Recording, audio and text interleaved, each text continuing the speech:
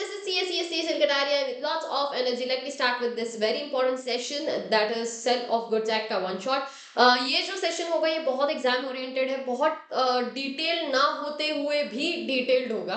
यानी कि मैं इस पे सिर्फ जो बहुत एक्सट्रीम इंपॉर्टेंट जो सेक्शंस है उस पर बहुत फोकस करूंगी एंड जो ठीक ठाक करना है उसके बारे में बताऊंगी। बस पढ़ के हम लोग आगे बढ़ेंगे और कुछ ऐसे होंगे जो सिर्फ रीड करके मतलब ऐसे सुन के आगे बढ़ना है वैसे वाले कुछ सेक्शंस होंगे। तो उसी हिसाब से हम लोगों को सारी चीजें कवर करनी है। सिर्फ आपको ये ध्यान रखना है कि आप लोग ट्राई करना कि इसको डबल स्पीड पे देखें, ताकि क्या होगा आपका जो टाइम है वो 2 घंटे के सेक्शन 1 घंटे में ही खत्म हो जाएगा। बट आपका कंसंट्रेशन लेवल बहुत ज्यादा होना चाहिए इन दैट सिचुएशन, ये ध्यान रखना।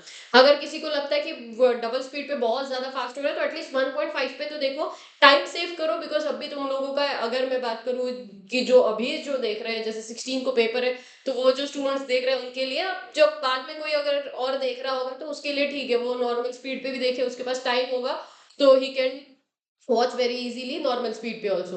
तो सबसे पहला ये जो अगेन जो हैंड रिटन नोट्स जो सबसे ज्यादा फेमस है मेरे, हैंड रिटन नोट्स आप लोगों को डिस्क्रिप्शन बॉक्स में मैंने ऐसे ही रखे हुए फ्री ऑफ कॉस्ट। कुछ करना नहीं, ना फॉर्म भरो, ना आप लोगों को किसी भी तरीके का कोई सब्सक्रिप्शन देना है, कुछ पे करना है, कुछ भी नहीं करना है, कुछ डाउनलोड नहीं करना है। सीधा सीधा आपको लिंक दिया है, आप वहां से उठा लेना। ये पूरा का पूरा जो सेल ऑफ गुड्स एक्ट का पूरा एक पीडीएफ बना के रखा हुआ है। चारों यूनिट्स ऑलमोस्ट कुछ आप बोल सकते हो 15-17 पेजेस में मैंने कवर किए, ठीक है। So without wasting time let's start the Indian contract act 1872। आप सबको पता है इंडियन कॉन्ट्रैक्ट एक्ट के 4 हिस्से थे, जिसमें से अब हम लोगों को सेल ऑफ गुड्स एक्ट का हिस्सा कवर करना है। जो 1 to 75 थे, हमारे 6 यूनिट्स थे, वो हम लोग कवर कर चुके हैं।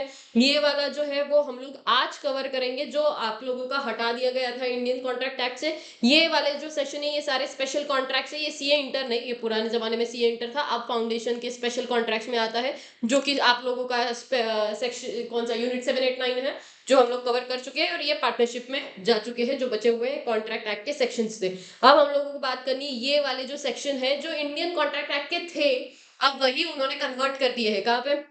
सेल ऑफ गुड्स एक्ट में। तो सेल ऑफ गुड्स एक्ट में टोटल कितने सेक्शंस है? 66 सेक्शंस है, जिसमें से पहले जो 10 सेक्शंस है वो यूनिट 1 के हैं, फिर उसके बाद यूनिट 2 में 7 सेक्शंस आएंगे, फिर यूनिट 3 और फिर यूनिट 4।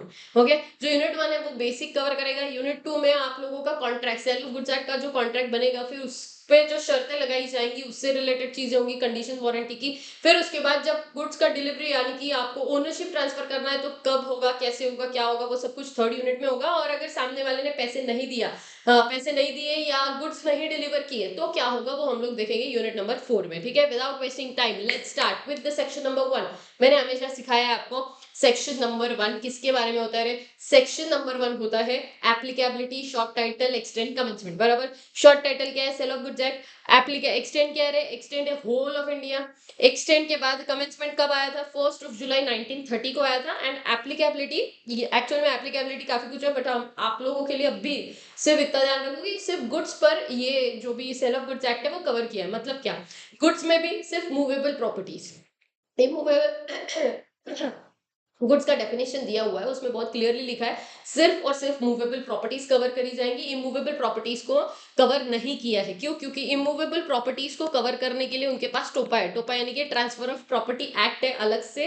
तो इमूवेबल प्रॉपर्टी जैसे बिल्डिंग सेल कर रहे हो या कोई फ्लैट सेल कर रहे हो, लैंड सेल कर रहे हो, तो वो सब कुछ कवर किया जाएगा इमूवेबल प्रॉपर्टी एक्ट के हिसाब से, टोपा के हिसाब से। लेकिन जब हम लोग बात करेंगे गुड्स की, जैसे गुड्स मतलब क्या? ये सेलफोन हो गया, ये सेलोटेप हो गया, उसके बाद ये पानी की बोतल हो गया, पेपर्स हो गए, जितने भी टेबल पे कैची हो गई आप पड़ी हुई है, ये सारे क्या है? ये सारे के सारे आप लोगों के लिए क्या माने जाएंगे? गुड्स माने जाएंगे। ये माइक हो गया, लैपटॉप हो गया, ये सारे गुड्स माने जाएंगे। क्लियर है? तो ये सारे जितने भी गुड्स हैं उनको लेकर कुछ लिखा हुआ है। तो सबसे पहले तो ये समझो कि ये जो एप्लीकेबिलिटी उसमें एक लाइन है जो सेक्शन नंबर 4 भी बताता है, ठीक है। सेक्शन नंबर 4 भी वही सेम चीज बताता है कि जो ये पूरा का पूरा एक्ट है वो किस पे एप्लीकेबल है? एप्लीकेबल है कॉन्ट्रैक्ट ऑफ सेल पर। किस पे एप्लीकेबल है? कॉन्ट्रैक्ट ऑफ सेल पर। सेल का मतलब, कॉन्ट्रैक्ट ऑफ सेल का मतलब क्या बताना है उनको? एक ऐसा कॉन्ट्रैक्ट, कॉन्ट्रैक्ट का मतलब क्या होता है ऑलरेडी हम लोग इंडियन कॉन्ट्रैक्ट एक्ट में देख चुके हैं। वेयर द सेलर, ठीक है, ट्रांसफर और अग्रीज टू ट्रांसफर। मैं यहाँ पे कुछ कीवर्ड्स लिख रही हूँ, ठीक है। वेयर द सेलर, ठीक है, सेलर ट्रांसफर और अग्रीज टू ट्रांसफर, ट्रांसफर और अग्रीज टू ट्रांसफर, ठीक है। क्या ट्रांसफर और agrees to transfer? Property. Property का मतलब याद है क्या तुमको? Property in what? In goods to the buyer for a price. ये आपका कॉन्ट्रैक्ट ऑफ सेल होता है। देखो वही लिखा है क्या, contract whereby seller transfers और agrees to transfer property in goods to the buyer for a price. ठीक है, मतलब एक सेलर ने बायर को एक प्रॉपर्टी यानी कि ओनरशिप ट्रांसफर की है इन गुड्स फॉर प्राइस, तब जाके हम बोलेंगे कॉन्ट्रैक्ट ऑफ सेल है। अब यही सारी चीजों को लेकर हमारा बनता है सेक्शन नंबर 2। क्या बात कर रहा है देखो समझो। पहला point, seller, buyer, property, goods, price and transfer, इन सबके अपने अपने सेक्शन 2 के हिसाब से रिस्पेक्टिव डेफिनेशंस है जो हम लोग देखेंगे। But before I go ahead with that, एक प्रॉपर कुछ चीजें थोड़ी सी बता दूं प्राइस को लेकर।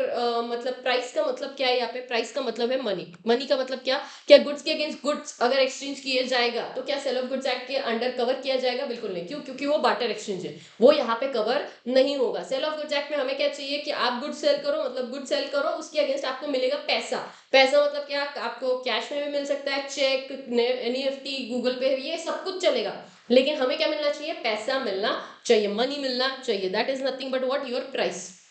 दूसरा पॉइंट, मैं बात करती हूँ गुड्स की। गुड्स का सेक्शन नंबर क्या है? सेक्शन 2 क्लॉज 7 में डिफाइन किया हुआ है, जो हम लोग देखेंगे। इसके अलावा मुझे एक वर्ड पे बात करनी है, प्रॉपर्टी। प्रॉपर्टी का मतलब दो हिस्सों में आप लोगों को याद होगा तो डिवाइड किया था। एक होता है जनरल प्रॉपर्टी और एक होता है स्पेशल प्रॉपर्टी। तो हम लोग जब ये प्रॉपर्टी की बात कर रहे हैं तब जनरल की बात करेंगे या स्पेशल की? हम लोग बात कर रहे हैं जनरल की। मतलब क्या होता है? जनरल का मतलब होता है जहां पे आप लोग सिर्फ पोजेशन नहीं, ओनरशिप भी ट्रांसफर करते हो। स्पेशल प्रॉपर्टी का मतलब होता है सिर्फ पोजेशन ट्रांसफर करना, ओनली पोजेशन। हम लोग यहाँ पे ओनली, सिर्फ ओनली पोजेशन, ओनरशिप यहाँ पे नहीं ट्रांसफर किया जाता जब हम बात करेंगे स्पेशल प्रॉपर्टीज की। लेकिन हम लोग स्पेशल प्रॉपर्टीज के बारे में बात नहीं करेंगे। इस पूरे एक्ट में हम लोगों को किस पर फोकस करना है? जनरल प्रॉपर्टी, यानी कि जहां पर ओनरशिप ट्रांसफर की जाएगी। क्या बोला है? ओनरशिप ट्रांसफर की जाएगी। जहां पे सिर्फ पोजेशन होता है, it is as good as bailment only. कि आपको गुड्स दिए हैं सर्विसिंग के लिए, आपके पोजीशन में गाड़ी है, तो आप लोगों के पास गाड़ी है तो वो सिर्फ और सिर्फ पोजीशन है, बेलमेंट है।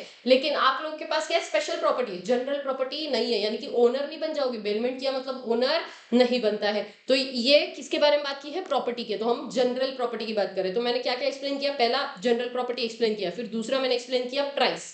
इसके अलावा सेलर मतलब कौन? जो एक्चुअल में सेल करेगा गुड्स को और who will agree to sell the goods. या तो वो सेल करेगा या तो फिर सेक्शन 2 क्लॉज 13 में क्या लिखा है? The person who will sell the goods और agree to sell the goods. की जब भी आप लोगों को सेल करना होगा तब उसके लिए आप लोगों के सेल के लिए, आगे जाके होने वाले सेल के लिए आज ही अग्री कर लिया। तो या तो सेल कर रहे हो या तो अग्री सेल कर रहे हो। या same similar goes with the buyer also. क्या? कि सेक्शन 2 क्लॉज 1 के हिसाब से या तो यू विल बाय और you will agree to buy, तो दोनों भी बायर माने जाएंगे, दोनों भी बायर इंक्लूड किए जाएंगे। तो चलो वन बाय वन समझते हैं डेफिनेशन से वापस से। सेक्शन 1 तो आप लोगों को समझ आया क्या? सेक्शन 1 एप्लीकेबिलिटी में ओनली गुड्स। ओनली गुड्स मतलब हम लोग गुड्स का सेल कर रहे हैं, कॉन्ट्रैक्ट ऑफ सेल कर रहे हैं। कॉन्ट्रैक्ट ऑफ सेल मतलब क्या सिखाया आपको? कॉन्ट्रैक्ट ऑफ सेल में वेयर द सेलर ट्रांसफर्स और अग्री टू ट्रांसफर क्या? प्रॉपर्टी इन गुड्स, यानी कि ownership in goods, ownership in goods, ownership in goods to the buyer. But किसके लिए? फॉर अ प्राइस, पैसा होना चाहिए, बार्टर नहीं चलेगा। तो हम लोगों ने वो देख लिया, सेक्शन नंबर 1 हमारा कंप्लीट। उसके बाद डेफिनेशन का आता है सेक्शन नंबर 2। 2 में सबसे पहला मैंने आपको ऑलरेडी बायर का डेफिनेशन बता दिया सेक्शन 2 क्लॉज 1 के हिसाब से, a person who buys the goods और agree to buy the goods. Section 2 clause 13 के हिसाब से a person who sell the goods और agrees to sell the goods. ये क्लियर है क्या? इसके बाद इंपॉर्टेंट डेफिनेशन आता है गुड्स का डेफिनेशन, सेक्शन 2 क्लॉज 7। मैंने कैसे याद करने के लिए बोला है? सेक्शन क्लॉज 7 मतलब क्या? थाला फॉर अ रीजन, वैसे करके याद करना है। सेक्शन 2 क्लॉज 7 के हिसाब से गुड्स का डेफिनेशन क्या लिखा हुआ है? गुड्स, वेरी इंपॉर्टेंट है। गुड्स का मतलब है every kind of movable property. Goods means word है, आपको याद है मैंने सिखाया था, means means means and means and includes मतलब means means means and includes मतलब एडिशन किया जाएगा, करेक्ट है। तो मीन्स मतलब क्या लिखा हुआ है? Movable property, any kind of movable property, clearly mention है। इमूवेबल यहाँ पे इंक्लूड नहीं होगा।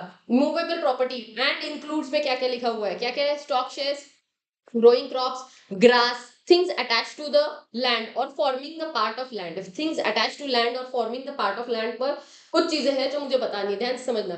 अगर कोई पेड़ है, ठीक है, कोई पेड़ है, क्या वो मूवेबल है या नहीं? अब वो जो पेड़ है वो मूवेबल है या नहीं है? पहली बात, जब वो पेड़ है वो things attach to the land तो है, ठीक है? लेकिन जब भी वो पेड़ है, क्या एक जगह से दूसरी जगह पे मूव करना ईज़ी है? ऐसे तो नहीं है, क्यों? ऐसे उठा के तो आप नहीं लेके जा सकते, आपको उसको कट करना होगा। जैसे ही आपने कट कर दिया वो ट्री बन जाएगा मूवेबल प्रॉपर्टी। तो इसीलिए आपको ये समझना है, या फिर एक मशीनरी का एग्जांपल मैं हमेशा देती हूँ कि अगर कोई भी मशीनरी या एक ऐसा स्ट्रक्चर है जो कि आपका अटैच टू द लैंड है, बहुत सारे मशीनरीज ऐसे होते हैं जिसको आपको लैंड में ही उसको पूरे नट्स बोल्ट पूरा फिट इन करना पड़ता है। अगर आपको वो मशीनरी को डिटैच करना है और एक जगह से दूसरी जगह लेके जाना है तो पूरा स्ट्रक्चर डिमोलिश हो जाता है, मतलब वो पूरा मशीनरी डैमेज हो जाएगा। तो ऐसी machinery will be consider as immovable. लेकिन इट इज वेरी इजी कि नट बोल्ट आपने निकाल दिए, बस ऐसा मशीनरी उठा लिया और दूसरी जगह पे लेके गए, तो वो मशीनरी क्या मानी जाएगी? मूवेबल मानी जाएगी। क्लियर है? तो things attach to the land and things forming the part of the land, ये दोनों अलग अलग चीजें हैं। To be agreed to be served severed, मतलब इसका मतलब क्या है? ये इसका एग्जाम्पल है ट्री, ठीक है? And tree attach to the land मतलब मशीनरी। तो या तो things attach to the land या तो things forming the part of the land, ये सारे क्या माने जाएंगे? मूवेबल माने जाएंगे। बट अदर देन एक्सक्लूड किया है, क्या एक्सक्लूड किया है? एक है एक्शनेबल क्लेम और दूसरा है मनी इन सर्कुलेशन। अब money in circulation, let me check. Money in circulation, हाँ है, थोड़े से है पैसे। तो ये जो मनी इन सर्कुलेशन है, देखो ध्यान से समझो, पूरा का पूरा जो सेल ऑफ गुड्स एक्ट है हम लोगों ने प्राइस पे बेच रखा है। अब प्राइस मतलब ही हमने क्या बोल दिया कि भाई पैसे में डील होना चाहिए, मनी में डील होना चाहिए। आपने गुड्स लिए और फिर आपने पैसा लिया। अब पैसे को ही अगर आप गुड्स बोलोगे, तो अगर मनी गुड्स बन गया तो गुड्स के against goods he set of हो गए। करेक्ट है? तो फिर वो तो हम लोग सेल ऑफ गुड्स एक्ट में लेने ही नहीं वाले, ये हमने पहले ही बोल दिया। हमने पहले बोल दिया कि अगर गुड्स के अगेंस्ट, मतलब ये मोबाइल फोन के अगेंस्ट अगर मैं ये वाला जो सेलोटेप है इसको एक्सचेंज करती हूँ, तो ये बार्टर एक्सचेंज होगा, बराबर? क्योंकि गुड्स के अगेंस्ट गुड्स सेट ऑफ हो रहा है या एक्सचेंज हो रहा है। तो ये तो हम लोग इंक्लूड ही नहीं कर रहे सेल ऑफ गुड्स एक्ट में। हम क्या बोल रहे हैं? फॉरन प्राइस। तो अगर ऐसा माना जाएगा कि ये गुड्स के अगेंस्ट मैंने ये प्राइस दिया हुआ है, तो अगर ये प्राइस को भी हम लोग गुड्स के डेफिनेशन में ले लेंगे तो अगेन गुड्स के अगेंस्ट गुड्स हो जाएगा। तो इसीलिए क्या बोला गया है? Money will not be included in the definition of goods. पहला पॉइंट क्लियर। दूसरा लिखा है एक्शनेबल क्लेम। एक्शनेबल क्लेम का मतलब समझो। एक्शनेबल क्लेम का मतलब है जैसे equivalent to money. Actionable claim मतलब क्या? Equivalent to money. जैसे मैंने गिफ्ट वाउचर दे दिया आपको, तो gift voucher will also be considered as equivalent to money only. तो इसीलिए क्या माना जाता है? गिफ्ट वाउचर बार्टर एक्सचेंज जैसा माना जाएगा। इसीलिए gift voucher equivalent to money है, इसीलिए उसको भी हटा दिया गुड्स के डेफिनेशन से। क्लियर है क्या? एक्शनेबल क्लेम एंड मनी को हटा दिया। क्लियर है? आगे चलेंगे। अब बात करते हैं टाइप्स ऑफ गुड्स की। पहले तो ध्यान से समझो, यहाँ पे एक चीज समझो, जब भी आपको ये नोट्स मिलेंगे वहां पे एक छोटा सा करेक्शन कर लेना। जैसे फ्यूचर गुड्स की अगर मैं बात करती हूँ, तो फ्यूचर गुड्स इंक्लूडेड है सेक्शन 2 क्लॉज 6 में। फ्यूचर गुड्स का डेफिनेशन लिखा है सेक्शन 2 क्लॉज 6 में। And existing goods and contingent goods का डेफिनेशन लिखा है सेक्शन नंबर 6 में। ठीक है? समझ आया कहाँ पे क्या डिफाइन है? क्लियर है? तो पहले तो हम लोग डेफिनेशन वाला सेक्शन देख रहे हैं ना, डेफिनेशन वाला सेक्शन देख रहे हैं, तो मैं पहले थोड़ा सा डेफिनेशन वाले सेक्शंस को कवर कर लेती हूँ। तो सेक्शन नंबर 2 डेफिनेशंस वाला सेक्शन, उसमें सेक्शन 2 क्लॉज 13 सेलर का डेफिनेशन हो गया, बायर का डेफिनेशन हो गया, गुड्स का डेफिनेशन हो गया। इसके बाद मैं बात करती हूँ डिलीवरी का डेफिनेशन सेक्शन 2 क्लॉज 2 में। ठीक है? तो पहला बायर हो गया, दूसरा सेक्शन 2 क्लॉज 2 में कौन सा था? डिलीवरी का था। गुड्स का था सेक्शन 2 क्लॉज 7, सेलर का था 213। क्लियर है? तो पहले चलो इसकी बात करते हैं। डिलीवरी, डिलीवरी आपको बहुत इंपॉर्टेंट है, एक्सट्रीम इंपॉर्टेंट, दो तीन जगह पे है, इवन इंडियन कॉन्ट्रैक्ट एक्ट में भी है, इधर भी है। तो एक क्वेश्चन तो एक्सपेक्ट करके चलो। तो क्या लिखा हुआ? तीन तरीके की डिलीवरी होती है, एक्चुअल, सिंबॉलिक और कंस्ट्रक्टिव। एक्चुअल डिलीवरी का मतलब क्या होता है? फिजिकली जहां पे गुड्स डिलीवर किए जाएंगे, जहां पे सेलर से बायर के पास ट्रांसफर किया जाएगा पोजीशन, या तो बायर के पास कर दो, थर्ड पार्टी के पास कर दो, जो जो कि अथॉराइज पर्सन होगा बाय द बायर, या उसके एजेंट के पास आप गुड्स का पोजीशन ट्रांसफर कर दो, हैंड ओवर कर दो, डिलीवर कर दो, तब जाके माना जाएगा एक्चुअल डिलीवरी ऑफ गुड्स। जब मैं बात करती हूँ कंस्ट्रक्टिव डिलीवरी, जो कि बहुत इंपॉर्टेंट है, ये एग्जाम में आ सकता है, this is without any change in the custody, without any change in the custody और एक्चुअल पोजीशन। इसके लिए मैंने उसका एग्जांपल लिया था। ठीक है? अब वेयरहाउस में अज्यूम करो मेरे कुछ गुड्स पड़े हुए हैं, ठीक है? अब कोल्ड स्टोरेज वाले गुड्स है, कहीं पर कोल्ड स्टोरेज का वेयरहाउस है जहाँ पे मेरे गुड्स कुछ पड़े हुए हैं, मेडिसिन वगैरह जो होते हैं वो कोल्ड स्टोरेज में रखना पड़ता है। तो अज्यूम करो कि मेरा बहुत बड़ा मेडिसिन का बिजनेस है, मैंने कोल्ड स्टोरेज में कुछ मेडिसिन रखे हुए हैं, गोडाउन में है। अब वही मेडिसिन मैंने क्या किया, मैंने आप लोगों को बेचे हैं, मैंने क्या किया है, आप लोगों को बेचे हैं, लेकिन एक्चुअल में जब मैंने आपको बेचा, आपने मुझे पैसे दे दिया, आपके पास मैंने सारे डॉक्यूमेंट्स ट्रांसफर कर दिए कि आप ओनर बन चुके हो, लेकिन क्या मैंने actual position of the goods दिया कि आपको नहीं दिया? अभी भी गुड्स कहाँ है? गुड्स है गोडाउन में पड़े हुए हैं। तो मैंने गोडाउन वाले को कॉल करके बोल दिया, देख भाई मैंने ये सारे जो भी गुड्स है वो किसी और को सेल कर दिए हैं, वो है आज के बाद इन सारे गुड्स का ओनर। तो उसने आपको कॉल करके बोला कि बॉस मैं तुम्हारे बिहाफ पे मैं सारे गुड्स होल्ड करके रख रहा हूँ, या आपने उसको कॉल किया, जो भी है, बट उसने एक्नॉलेज कर दिया, आपको एक्नॉलेजमेंट दे दिया कि मेरे पास आपके बिहाफ पे मैंने गुड्स रखे हुए हैं। इसका मतलब भले ही एक्चुअल पोजीशन आपके पास नहीं गया गुड्स का, एक्चुअल कस्टडी नहीं गई, कस्टडी आज भी उसी के पास है, लेकिन फिर भी उसके बाद भी एक्नॉलेज करके आपको अटॉर्नमेंट आपके पास ट्रांसफर करके उसका मैंने ऑलरेडी गुड्स का डिलीवरी कर दिया। ये इतना इंपॉर्टेंट इसीलिए है because risk passes to the buyer according to delivery of goods. अगर आपके पास ओनरशिप आ गई, प्रॉपर्टी आ गई, आपके पास ओनरशिप ट्रांसफर हो गई, तो डिलीवरी के बाद ही ओनरशिप ट्रांसफर होती है। वो यूनिट नंबर 3 बताएगा। जैसे डिलीवर कर दिया, ओनरशिप ट्रांसफर, रिस्क भी पास ऑन हो जाता है। अब अगर आप लोगों के जो भी गुड्स गोडाउन में जो मेडिसिन पड़े थे, अगर उनको कुछ भी डैमेज होता है तो आपका नुकसान होगा, मेरा नहीं होगा। क्यों? क्योंकि आपका ओनरशिप ट्रांसफर हो गया। तो इसलिए बोलते हैं without changing any change in the custody, या फिर एक्चुअल पोजीशन दिए बिना ही गुड्स का ट्रांसफर हो गया। And last is symbolic. Symbolic मतलब कार की कीज दे दिया, टोकन दे दिया बस, एंड आपके नाम पे वो गुड्स का डिलीवरी हो चुका है। इसके बाद बात करते हैं प्रॉपर्टी। प्रॉपर्टी मैंने बता दिया जनरल और स्पेशल होता है। जनरल का मतलब है जहां पे ओनरशिप होता है, प्लेज नहीं होगा, ओनरशिप ट्रांसफर होगा। और स्पेशल का एग्जांपल इज प्लेज ऑल्सो, कि जहाँ पे आपने क्या कर दिया है, आपने प्रॉपर्टी किसी और को प्लेज की है, तो जिसके पास भी आपकी जो भी प्रॉपर्टी है वो गिरवी रखी गई होगी, उसके पास क्या जाएगा, उसका पोजीशन जाएगा, वो बेली की तरह ट्रीट किया जाएगा, बट उसके पास ओनरशिप नहीं जाता है। ठीक है, उसके अलावा प्राइस मतलब क्या है, मनी कंसिडरेशन ओनली। ये और एक छोटा सा डेफिनेशन है वहां पे, document of title and document showing title. Document of title का मतलब होता है ओनरशिप डॉक्यूमेंट सारे के सारे माने जाते हैं document of title. And document showing title का मतलब होता है जहां पे ओनरशिप वाला टाइटल नहीं दिखाया जाता, वो ओनरशिप डॉक्यूमेंट्स नहीं होते हैं, वो पोजीशन के डॉक्यूमेंट्स हो सकते हैं, वो कोई एज अ एजेंट या फिर वो एज अ कोई थर्ड पर्सन वो होल्ड कर रहा होगा किसी और के बिहाफ पे, जो पोजीशन लेके बैठा हुआ है, उनके डॉक्यूमेंट्स होते हैं। तो ये थोड़ा सा देख लेना, डॉक्यूमेंट शोइंग टाइटल मतलब ओनरशिप डॉक्यूमेंट नहीं, डॉक्यूमेंट ऑफ टाइटल मतलब ओनरशिप डॉक्यूमेंट माने जाते हैं। ये कौन सा था? ये था सेक्शन नंबर 2।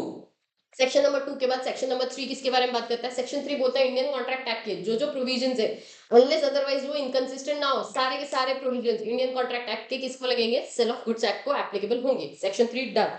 बात करेंगे सेक्शन नंबर 4 से पहले चलो मैं एक छोटा सा बीच में सेक्शन नंबर 6 खत्म कर देती हूँ, टाइप्स ऑफ गुड्स का, एंड देन उसके बाद हम लोग चलेंगे सेक्शन नंबर 4 के पास। सेक्शन नंबर 6 में क्या लिखा है देखो, सेक्शन नंबर 6 में लिखा है ओन्ड, देखो दो तीन हिस्सों में गुड्स को डिवाइड किया है। कौन से तीन है रे?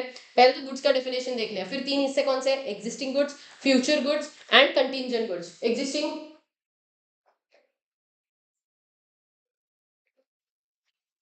गुड्स का मतलब क्या है? Owned and possessed bye the seller. मतलब क्या है owned and possessed bye the seller का मतलब क्या है? Owned and possessed bye the seller मतलब अभी भी वो एग्जिस्टेंस में वो गुड्स है, मतलब कि या तो वो गुड्स को बनाने की कोई कंडीशन नहीं है, या कोई फ्यूचर में वो गुड्स प्रोड्यूस मैन्युफैक्चर नहीं होने वाले, वो अभी अवेलेबल है, इस धरती पे अवेलेबल है, एग्जिस्टेंस में है। ऐसे गुड्स का जब भी हम लोग कॉन्ट्रैक्ट करेंगे, ऐसे गुड्स को बोला जाएगा एग्जिस्टिंग गुड्स। एग्जिस्टिंग मतलब क्या? ओन्ड और possessed बाय द, अरे ओन्ड और possessed बाय द सेलर। अब मैं बात करती हूँ थोड़ा सा फ्यूचर गुड्स पे। फ्यूचर गुड्स का मतलब क्या है? गुड्स टू बी मैन्युफैक्चर और प्रोड्यूस्ड और एक्वायर्ड। अब समर सीजन आ रहा है, करेक्ट है, समर सीजन यानी कि ऑल ऑफ सडन वो मैंगो का डिमांड बढ़ेगा। मैंगो क्या वो पल्पी ऑरेंज और क्या होता है, वो सारे ड्रिंक्स होते हैं तुम्हारे मैंगो के, माजा फ्रूटी, मुझे इतने ड्रिंक्स पता है, बाकी मैं बाकी ड्रिंक्स के बारे में नहीं जानती हूँ। तो माजा फ्रूटी वगैरह सबका डिमांड बढ़ेगा, करेक्ट है। तो अब ये सारे गुड्स क्या है? ये सारे फ्यूचर गुड्स है। क्यों फ्यूचर गुड्स है? क्योंकि ये टू बी प्रोड्यूस्ड है, टू बी मैन्युफैक्चर्ड है, टू बी एक्वायर्ड है। तो ऐसे गुड्स को क्या बोला जाता है? ऐसे गुड्स को बोला जाता है फ्यूचर गुड्स। इसीलिए क्या लिखा है? To be manufacture, to be produced, to be acquired by the seller after making the contract of sale. मतलब क्या है, मैंने कॉन्ट्रैक्ट ऑफ सेल कर दिया यार, ठीक है, मुझे मेरे घर पे एक फंक्शन है तो उसके लिए मुझे 100 बॉटल्स ऑफ फ्रूटी चाहिए। तो 100 बॉटल्स ऑफ फ्रूटी आपने बोला कि मार्च में फंक्शन है, तो मार्च में आपको डिलीवर किया जाएगा। जब भी आपके पास मैंगोज आ जाएंगे, फिर आप वो पूरा आपका मैन्युफैक्चरिंग चल रहा होगा, मैन्युफैक्चरिंग जैसे ही हो जाएगा आप मुझे ट्रांसफर करोगे। तो ये गुड्स का अभी हम लोगों ने क्या किया, कॉन्ट्रैक्ट ऑफ सेल की है, अभी तक गुड्स एग्जिस्टेंस में नहीं है, तो आप ओनरशिप ट्रांसफर तो कर ही नहीं पाओगे, करेक्ट। तो फ्यूचर जब गुड्स होंगे तो फ्यूचर गुड्स के लिए क्या बोला गया है, टू बी है सब कुछ। तो जब भी सेलर के पास वो कॉन्ट्रैक्ट ऑफ सेल बनने के बाद जब भी क्या हो जाएगा, वो गुड्स बन जाएंगे तब वो एग्जिस्टेंस में आएंगे, लेकिन अभी के लिए उसको क्या माना जाएगा, फ्यूचर गुड्स माना जाएगा। एंड आखिरी है कंटिंजेंट गुड्स। कंटिंजेंट गुड्स का मतलब क्या लिखा है, acquisition of which depend upon happening और not happening of uncertain event. मतलब क्या है कि कोई ऐसा एक आध इवेंट हो सकता है या फिर नहीं भी हो सकता, उसके होने या ना होने पे आप लोगों को गुड्स मिलेंगे या नहीं मिलेंगे वो डिपेंड करेगा। मैंने बोला ठीक है, जैसे एक एग्जांपल दे देती हूँ कंटिंजेंट गुड्स का। मैं गई थी अभी रिसेंटली गिर, ठीक है, गिर में वहां पे मुझे एक बात पता चली थी कि जो डियर होता है, हरिण जो होता है, उसके जो सिंग होते हैं ना, उसमें बहुत ज्यादा कैल्शियम होता है। और उसके जो सिंग होते हैं वो हर एक साल में वो सिंग गिरते हैं, वही सिंग वो खाता है और उसको उसके बॉडी में जो कैल्शियम की कमी होती है वो कैल्शियम की कमी पूरी होती है, ठीक है। तो पुराने जमाने में क्या होता था, पुराने जमाने में जो ये डियर के जो सिंग होते थे उसको एक्चुअल में लोग बेचते थे कैल्शियम बनाने के लिए, ठीक है। तो अब क्या हुआ, मैंने बोला कि यार देखो अभी तो गवर्नमेंट ने बैन किया है, बट 2 मिनट के लिए अज्यूम करो, सिर्फ गवर्नमेंट ने बैन नहीं किया होता तो क्या होता, कि मुझे क्या चाहिए, मुझे वो कैल्शियम सिंग, हरिण के सिंग, डियर के जो सिंग बनेंगे उसी से जो कैल्शियम बनता है, मुझे वही कैल्शियम चाहिए। तो फिर आप ध्यान से समझना, तो सामने वाला क्या बोलेगा, अब अगर वो डियर मिला, उसका अगर सिंग मिला, तो जाके मुझे वो कैल्शियम का पाउडर मिलेगा, करेक्ट है। तो आपको ये समझना है कि ये डियर मिलना या ना मिलना, ये इवेंट अनसर्टन है, इसकी कोई सर्टेनिटी आपके पास नहीं है, वो मिलेगा फिर उसका मतलब ऑब्वियसली उसको काट के फिर उसके बाद उसका पाउडर बनेगा, फिर जा बाद में आपको वो गुड्स मिलेंगे। तो अगर लेकिन डियर मिला ही नहीं तो क्या करोगे, तो नहीं मिलेगा। तो कंटिजेंट मतलब एक ऐसे इवेंट है जो हैपन और नॉट हैपनिंग पे डिपेंड करता है, और उस पे आपको गुड्स मिलेंगे या नहीं मिलेंगे वो डिपेंड करता है। इसीलिए बोला जाता है acquisition of those goods which are dependent on happening और not happening of that uncertain events, उसे बोला जाएगा कंटिजेंट गुड्स। ये कहां लिखा है, सेक्शन 6। कंटिजेंट गुड्स कहाँ, contingent goods and existence good, existing goods कहाँ है, सेक्शन नंबर 6। और फ्यूचर गुड्स कहाँ लिखे हुए हैं, सेक्शन नंबर 2 क्लॉज 6 में लिखे हुए हैं। अब मैं बात करती हूँ, ये दोनों ध्यान से समझ लेना, जो भी आपका कंटिजेंट गुड्स है और जो आपकी फ्यूचर गुड्स है, वो दोनों भी एग्रीमेंट टू सेल बना सकते हैं, लेकिन सेल का कॉन्ट्रैक्ट नहीं बना सकते। सेल का कॉन्ट्रैक्ट कहाँ बनता है, सिर्फ और सिर्फ एग्जिस्टिंग गुड्स के केस में सेल का कॉन्ट्रैक्ट बनेगा। सेल के कॉन्ट्रैक्ट में एग्जिस्टिंग में क्या लिखा है, ओन्ड और पोजेस्ड बाय द सेलर। अब एग्जिस्टिंग में भी 3 तरीके के गुड्स होते हैं, एक होता है स्पेसिफिक, एक होता है असर्टन, एक होता है अनअसर्टन। ध्यान से समझ लेना, एग्जाम में आता है। स्पेसिफिक का मतलब क्या है, स्पेसिफिक का मतलब होता है आइडेंटिफाइड और अग्रीड। क्या लिखा हुआ है, आइडेंटिफाइड और अग्रीड, आइडेंटिफाइड और agreed at the time of sale. Identified, अरे यार क्या हो रहा है, आइडेंटिफाइड और agreed at the time of sale. तो इसका मतलब क्या है, आइडेंटिफाइड और agreed at the time of sale होगा, तो at the time of sale का मतलब है स्पेसिफिक। आइडेंटिफाइड और agreed at the time after entering into the contract of sale, मतलब कॉन्ट्रैक्ट ऑफ सेल में एंटर होने के बाद, at the time of contract of entering into contract of sale of goods, identified at agreed upon at the time of contract of sale. And बाद में दूसरा identified at the time of entering into contract of sale, यानी कि agreement to cell हुआ है लेकिन cell हुआ नहीं है, एंड ये तो आइडेंटिफाइड ही नहीं है। अब इसका एग्जांपल से समझो क्या लिखा हुआ है। अगर ऐसा सिचुएशन है जहाँ पे आप रिलायंस जियो में गए, ठीक है, रिलायंस रिलायंस के जो इलेक्ट्रॉनिक शोरूम है उसमें वहां पे गए, तो आपके पास आपने देखा होगा हर जगह पे, एक जगह पे सारे कैमराज होंगे, एक जगह पे फोन होंगे, एक जगह पे यू कैन सी कि क्या होते हैं, बहुत सारे डिजिटल टीवीज होंगे, फ्रिज होंगे, एक्सेट्रा एक्सेट्रा, रेफ्रिजरेटर, ये हर एक का अपना अपना डिपार्टमेंट होता है। उसमें से मुझे वॉशिंग मशीन जाकर खरीदना है, तो मैंने क्या किया, मैंने अलग अलग, इसलिए मैंने वर्ड लिखा है हेट्रोजीनियस एंड होमोजीनियस, ठीक है। हेट्रोजीनियस मतलब क्या, अलग अलग गुड्स है, उसमें से मैंने स्पेसिफिकली एक गुड्स को चूज कर लिया, तो उसे क्या बोला जाएगा, स्पेसिफिक गुड्स। दूसरा आता है असर्टन गुड्स। असर्टन गुड्स मतलब क्या, होमोजीनियस गुड्स में से आपने सिलेक्ट किया, ठीक है। तो यहाँ पे क्या होता है ना, ये ध्यान रखना, ये आफ्टर कॉन्ट्रैक्ट ऑफ सेल होता है, आफ्टर एग्रीमेंट टू सेल होता है, मतलब आफ्टर एग्रीमेंट टू सेल होता है, एंड ये at the time of sale होता है, ठीक है। मतलब क्या, at the time of sale and agreement to sale में फर्क है, sale and agreement to sale में फर्क है। अब होता क्या है, जैसे आप लोग चले गए मम्मी के साथ, अगर कभी सब्जी लेने जाओगे, तो वहां पे मम्मी देखती है ऐसे कि हाँ ठीक है, भिंडी पड़ी हुई है या अनियंस पड़े हुए हैं, अब अनियंस में से भी कौन से अनियंस लेने हैं, ठीक है। अनियन का प्राइस पूछ लिया मम्मी ने बोल दिया, भाव तौल कर लिया सब कुछ, मम्मी ने बोल दिया नहीं 5 किलो चाहिए, 10 किलो चाहिए, अब आप रेट कम कर दो वगैरह वगैरह, रेट डिसाइड हो गया आपका अनियन का। अब रेट डिसाइड होने के बाद मम्मी इमीडिएटली ऐसे आप लोगों को 20 kg 5 किलो ऐसे के ऐसे थोड़ी ना उठाएगी, वो देखती है, हर एक चीज का स्कैनिंग करती है कि इस पे दाग धब्बे तो नहीं है ना, ये मोटा तो नहीं है ना, ये इसका जो मतलब पूरा जो है वो, अगर आपने देखा होगा तो ऐसे मम्मी यूजुअली राउंड इतना ऐसा वाला अनियन नहीं लेना होता है, अनियन एक्चुअल में ऐसा वाला जो होता है वही वाला लेना होता है। तो क्यों, क्योंकि वो ज्यादा मीठा होता है, ऐसा मेरी मम्मी का बोलना है, आई डोंट नो। तो ऐसा वाला ही अनियन लेना, तो ऐसा पूरा स्कैनिंग कर करके निकालेंगे। तो बहुत सारे होमोजीनियस गुड्स में से जब आप लोग आइडेंटिफाई कर लेते हो, तो आप लोगों ने क्या किया, एग्रीमेंट टू सेल में रेट डिसाइड तो कर लिया, लेकिन आप लोगों ने कॉन्ट्रैक्ट ऑफ सेल पूरा नहीं किया। तब आप क्या कर रहे हो, जैसे ही आपने वो कटोरी कटोरी में आपने वो 5 किलो गुड्स निकाल दिए या 5 किलो अनियंस निकाल दिए, तो क्या बन जाएगा रे, वो बन जाएगा असर्टन गुड्स। क्लियर है क्या? तो ascertain goods and specific goods, specific में बहुत सारे अलग अलग चीजें हैं, उसमें से आपने जाकर वॉशिंग मशीन बाय की है। यहाँ पे क्या है, अनियंस है, सारे के सारे अनियंस ही है, उसमें से आपने 5 किलो निकाले हैं। तो आपने क्या किया है, बहुत सारे होमोजीनियस गुड्स में से आपने असर्टन कर दिया, तो उसे बोला जाएगा असर्टन गुड्स। इसके बाद हम लोग चलेंगे सेक्शन नंबर 4 पे। सेक्शन नंबर 4 का ऑलरेडी सब सेक्शन 1 हमारा डन हो चुका है, कॉन्ट्रैक्ट ऑफ सेल का डेफिनेशन। ये जो कॉन्ट्रैक्ट ऑफ सेल होता है वो या तो एब्सोल्यूट होगा या तो कंडीशनल। आप कंडीशन भी लगा सकते हो जब भी कॉन्ट्रैक्ट ऑफ सेल होगा तब, या तो फिर विदाउट कंडीशन भी हो सकता है, कोई दिक्कत नहीं है। इसके अलावा सेक्शन नंबर 4 सब सेक्शन 3 क्या बात कर रहा है, where the transfer of property in goods takes place at the future time और सब्जेक्ट टू द कंडीशन। ये ध्यान से समझ लेना, अगर ऐसा सिचुएशन है जहां पे आप लोग गुड्स दिए और पैसा लिया, ऐसा सिचुएशन नहीं है गुड्स दो पैसा जूते दो पैसे लो वाला सिचुएशन नहीं है, जूते भी आप लोगों के कल जाके मैन्युफैक्चर हो रहे हैं और उसके पैसे आप आज मांग रहे हो तो नहीं चलेगा, करेक्ट। तो यहाँ पे क्या लिखा हुआ है, where the transfer of property in goods, यानी कि ownership in goods takes place in some future date, कल जाके कभी तो होगा, या तो कल जाके कभी तो फिक्स टाइम पर होगा या तो कंडीशन पे होगा। तो आप उसको सेल मत बोलना, आप उसको एग्रीमेंट टू सेल बोलना। एग्जाम्पल, अगर अज्यूम करो कि आप लोगों को कोई सॉफ्ट टॉय पसंद आया है, तो आपने सोचा यार एक काम करते हैं, आपने दुकानदार को बोल लिया यार मैं एक काम करता हूँ 14 फेब को आके लेके जाऊंगा, तो 14 फेब को आके लेके जाना। अब बाकी आप समझदार है 14 फेब क्यों बोला मैंने। तो ये जो 14 फेब है, यानी कि क्या किया, फ्यूचर टाइम आपने दे दिया, या फिर कोई कंडीशंस है उसको पूरा करने के बाद आप कॉन्ट्रैक्ट में एंटर होना चाहते हो, मतलब आप बाय करना चाहते हो उस गुड्स को।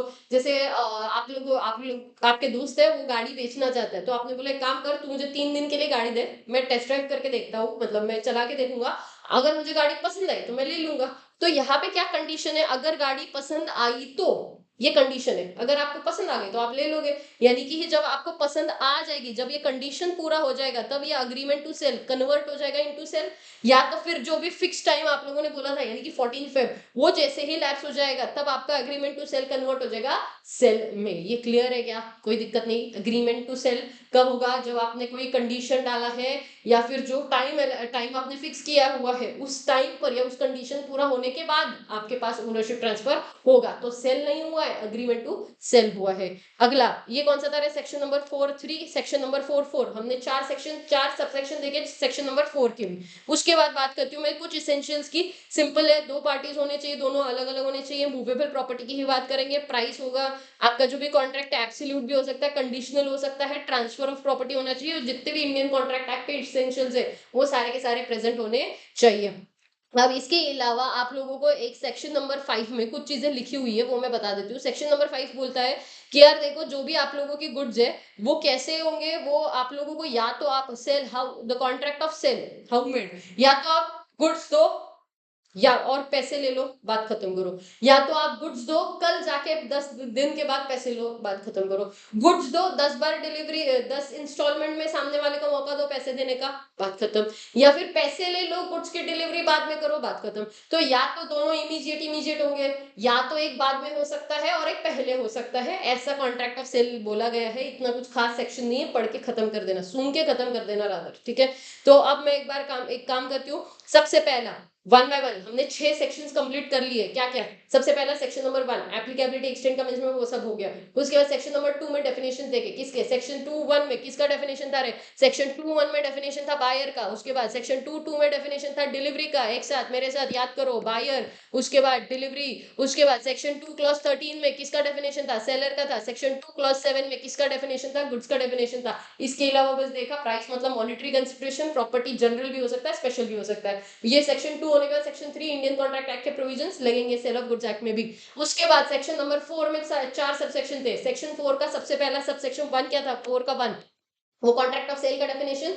यानी कि क्या, हर एक बार सेलर अग्री ट्रांसफर और agrees to transfer any property in goods to the buyer for a price, that is 4 1 4 2 absolute भी हो सकता है, कंडीशनल भी हो सकता है। 4 3 क्या था, अगर transfer of property in goods या तो फ्यूचर टाइम में ट्रांसफर हो रहा है, या तो आफ्टर फुलफिलमेंट ऑफ सब कंडीशन हो रहा है, सम कंडीशंस हो रहा है, तो हम उसे सेल नहीं बोलते हैं, हम उसको एग्रीमेंट टू सेल बोलते हैं। एंड सेक्शन 4 सब सेक्शन 4 किसके बारे में बात कर रहे हैं, कि अगर आप लोगों का टाइम इलैप्स हो जाता है या कंडीशन पूरा हो जाता है, तो एग्रीमेंट टू सेल कन्वर्ट हो जाएगा इनटू सेल। उसके बाद सेक्शन नंबर 5 किसके बारे में था, वो अभी देखा, इमीडिएट और बाद में हाउ डिलीवरी इज मेड और वो सब, वो इग्नोर कर देना। उसके बाद सेक्शन, अच्छा एक मिनट, सेक्शन 2 क्लॉज 6 में और एक डेफिनेशन हम लोगों ने देखा था, किसका था, फ्यूचर गुड्स के बारे में था। और इसी के साथ हम लोगों ने सेक्शन 6 में दो चीजों के बारे में बात की, एक एग्जिस्टिंग और दूसरा था कंटिंजेंट। और फिर एग्जिस्टिंग में स्पेसिफिक, असर्टन, अनअसर्टन। क्लियर है क्या, याद है क्या सब कुछ, डन। अब हम लोग बढ़ेंगे आगे। ये कौन से थे, सेक्शन नंबर 6 तक थे। अब बात करूंगी मैं थोड़ा सा डिफरेंशिएशन पे। डिफरेंशिएशन हो गया हमारा,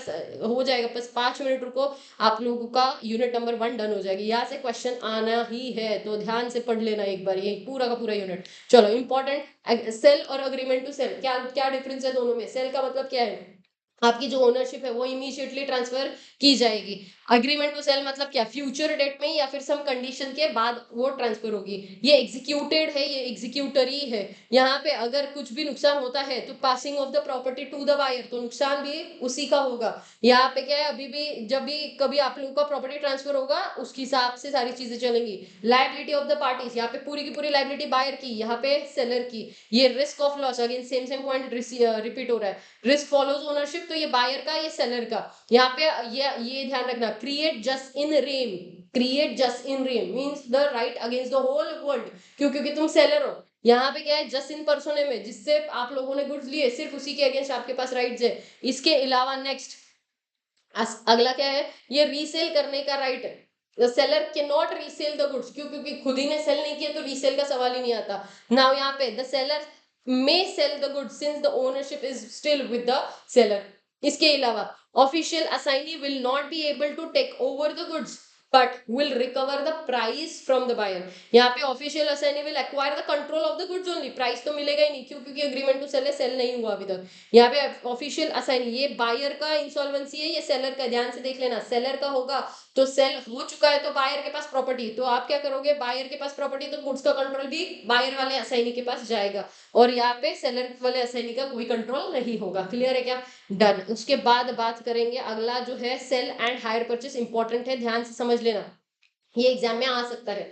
cell and hire purchase, hire purchase basically इन दोनों के बीच का फर्क समझो। एक क्या होता है, जैसे मुझे गाड़ी बाय करनी है, ठीक है, तो मैंने क्या किया, मैंने गाड़ी की वैल्यू है, अज्यूम करते हैं 50 लाख रुपए, तो मैंने 10 लाख रुपए डाउन पेमेंट कर दिया, और जो बचा हुआ 40 लाख है उसका बैंक को बोल दिया, बैंक तुम पे कर देना, और उसके बाद मैं आपको इंस्टॉलमेंट में पैसे पे कर दूंगा। तो जैसे ही बैंक ने 40 लाख रुपए दे दिया, ओनरशिप मेरे पास आ जाती है, वो कॉन्ट्रैक्ट ऑफ सेल माना जाता है। लेकिन एक होता है हायर परचेस, मतलब क्या है, जहां पे बैंक को इन्वॉल्व नहीं किया है। मैंने क्या किया, मैंने डायरेक्टली कॉन्ट्रैक्ट कर दिया उस BMW के शोरूम के साथ। मैंने बोला हायर परचेस पे गाड़ी ले रही हूँ, 50 लाख की गाड़ी है, और हर महीने मैं आप लोगों को 1-1 लाख रुपए देते रहूंगी। और जैसे जिस भी दिन मैंने ये पूरे के पूरे 50 लाख रुपए कंप्लीटली आपको रीपे कर दिए, उसके बाद मेरे पास ओनरशिप ट्रांसफर होगी। यहाँ पे हायर परचेस में क्या होता है, बैंक का इन्वॉल्वमेंट कुछ नहीं, डायरेक्टली मेरा और उसका बीएमडब्ल्यू वाले का कॉन्ट्रैक्ट है। यहाँ पे क्या हो रहा है, सेल में मेरा और बैंक, मेरे और बीएमडब्ल्यू के कॉन्ट्रैक्ट के बीच में बैंक भी इन्वॉल्व हो जाता है। क्लियर? चलो देखो क्या लिखा हुआ है, the time of passing the ownership immediately यहाँ पे पास होगी। यहाँ पे कब पास होगी, जब आप लास्ट इंस्टॉलमेंट दे दोगे 50 लाख रुपए। तब तक, जब तक मैंने लास्ट इंस्टॉलमेंट नहीं लिया, मैं क्या ट्रीट किया, मुझे क्या ट्रीट किया जाएगा, एज अ बेली। क्यों? क्योंकि ओनरशिप मेरे पास ट्रांसफर नहीं होगी, यहाँ मेरे पास ओनरशिप ट्रांसफर होगी। अगर ओनरशिप मेरा तो रिस्क भी मेरा, कुछ भी कांड हुआ कौन बेयर करेगा, लॉस बेयर करेगा, सेलर बेयर करेगा। लेकिन यहाँ पे अगर एज अ बेली में हूँ, तो अगर मैंने इंस्टॉलमेंट पूरे पे नहीं किए और गुड्स लॉस्ट हो गए या गुड्स में कुछ भी डैमेज हुआ, तो मेरा रिस्क नहीं, किसका है, सेलर का है। बस ये ध्यान रखना है, मेरे फॉल्ट पे नहीं होना चाहिए। Owner takes no such risk if the hirer fails to pay the instalment, the owner have to give back the goods. अगर मैंने इंस्टॉलमेंट में डिफॉल्ट कर दिया तो मुझे गुड्स वापस करने पड़ेंगे। इसके अलावा termination of the contract, obviously बात है, यहाँ पे तो टर्मिनेशन होने का सवाल ही नहीं, सेल का कॉन्ट्रैक्ट हो चुका है। यहाँ पे टर्मिनेशन हो सकता है, मैंने गुड्स नहीं, सामने वाले ने गुड्स नहीं दिए या मैंने पैसे नहीं दिए, तो टर्मिनेट करके खत्म हो सकता है। ट्रांसफर ऑफ टाइटल इमीडिएटली, यहाँ पे बाद में लास्ट इंस्टॉलमेंट में। ये resale, buyer in sale can resale the goods, obviously मेरे पास ओनरशिप है तो मैं तो कर ही सकती हूँ। यहाँ पे जब तक लास्ट इंस्टॉलमेंट नहीं होता, मैं ओनर ही नहीं बनी, तो मैं कहाँ से गुड्स का गुड टाइटल किसी और को ट्रांसफर करूंगी। इसीलिए ये डिफरेंशिएशन क्रिएट होता है। ठीक है, इसी के साथ ये भी खत्म, बेली और ये तो तुम पढ़ के समझ जाएगा, ये डन। क्लियर? ये डिफरेंशिएशन देख लेना, ये इंपॉर्टेंट है, ये तो आता ही है, बहुत बार देखा है मैंने आया हुआ। Next, section number 7, section number 8, दोनों में फर्क क्या है? ये वाला जो सेक्शन है, goods perishing before making a contract है, goods perishing before making a contract. तो सेक्शन 8 कहाँ है, goods perishing before the sale but after the agreement to sell है। ध्यान से समझ लेना, दोनों में फर्क है। सेक्शन 8 बात कर रहा है goods perishing after, after before the contract of sale but after the agreement to sale. और यहाँ पे क्या हो रहा है, goods perishing before the making of the contract of sale only. मतलब क्या, सपोज मान लो मैंने आपको घोड़ा बेचना है, घोड़ा बेचने का कॉन्ट्रैक्ट मैं और आप कर रहे हैं, आज कर रहे हैं, लेकिन जो जिस घोड़े का कॉन्ट्रैक्ट मैं और आप आज कर रहे हैं, वो घोड़ा कल ही मर चुका है। तो फिर हम बात करेंगे सेक्शन नंबर 7 की। तब हम किसके बारे में बात कर रहे हैं, सेक्शन नंबर 7 के बारे में बात कर रहे हैं। लेकिन वही अगर ऐसा होता है कि हम लोगों को देखो दोनों, हाँ एक बात ध्यान से समझ लेना, लेकिन दोनों भी सेक्शन किसके बारे में है, स्पेसिफिक गुड्स के बारे में ही बात करते हैं। लेकिन अगर ऐसा हुआ कि मैं और आप बात कर रहे हैं, मैंने और आपने कॉन्ट्रैक्ट कर दिया, ठीक है, मैंने और आपने कॉन्ट्रैक्ट कर दिया, घोड़े का ही कॉन्ट्रैक्ट किया है, और कॉन्ट्रैक्ट होने के बाद मैंने आपको कहा कि आके डिलीवरी लेके जाना है यार, घोड़ा लेके जाओ, या आपने बोला कि हाँ घोड़ा भेज देना। तो अब आप मेरी बात बड़ी ध्यान से सुनना, अभी तक घोड़े का कुछ नहीं हुआ था, यानी कि हमने क्या किया था, अग्रीमेंट टू सेल किया था कि टाइम फिक्स कर दिया यार 2 दिन के बाद लेके जाएंगे। तो अगर 2 दिन के बाद अगर आप लेके जाओगे, तो इसका मतलब हम लोगों ने अग्रीमेंट टू सेल किया, सेल अभी तक किया नहीं है। तो इन दैट सिचुएशन क्या हुआ, अग्रीमेंट टू सेल तो हमारा हो चुका है, लेकिन अभी तक सेल नहीं हुआ। तो अगर अगर उस घोड़े को कुछ भी होता है, तो आप बोलोगे सेक्शन नंबर 8। क्यों? क्योंकि हमने अग्रीमेंट टू सेल कर लिया, सेल अभी तक नहीं हुआ, गुड्स को अभी भी कोई डैमेज नहीं हुआ था, पेरिश नहीं हुए थे।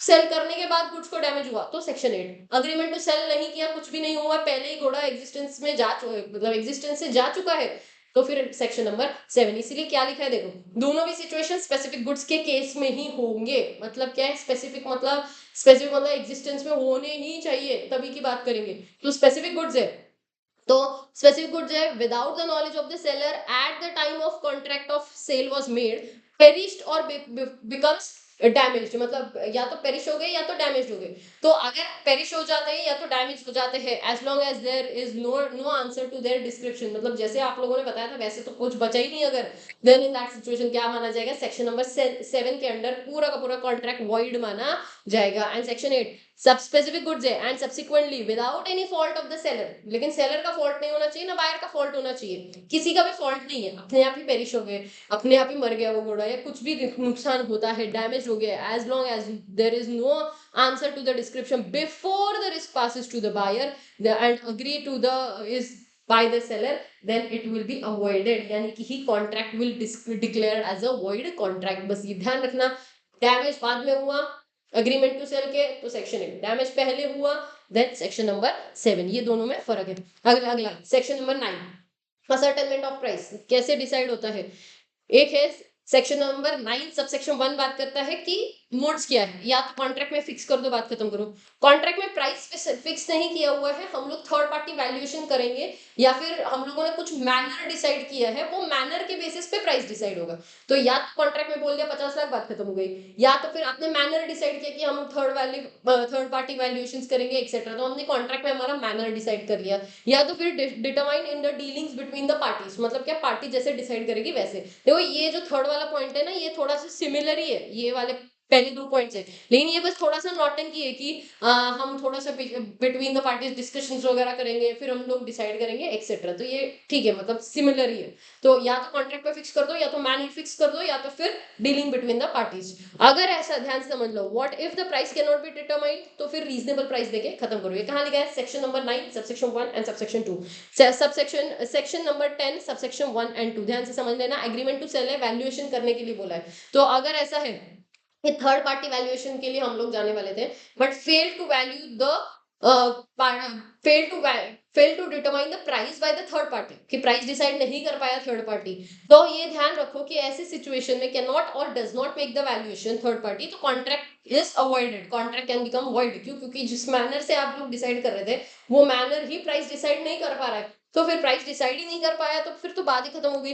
बस ये ध्यान रखना है कि आप लोगों को कॉन्ट्रैक्ट जब भी ये थर्ड पार्टी वैल्यूएशन हो रहा है, इसमें ना बायर की गलती है ना सेलर की गलती है। ऐसा नहीं होना चाहिए कि सेलर ने बोला कि तू वैल्यूएशन ही डिसाइड मत कर, या बायर ने बोल दिया कि तू वैल्यूएशन डिसाइड मत कर, तुम्हारी कोई गलती नहीं है, सामने वाला ही प्राइस नहीं डिसाइड कर पाया, then in that situation contract को वर्ड करने का राइट है।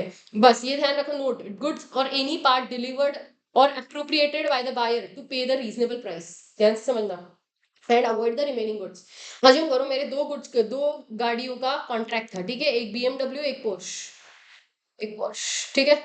हुआ ये है कि सामने वाले को मैंने बोला यार देख ले, अपन वैल्यूएशन तो कर देंगे, तब तक के लिए एक गाड़ी तू मेरे पास दे देना, अपन वैल्यूएशन करके जो भी प्राइस होगा वो मैं तुझे दे दूंगा।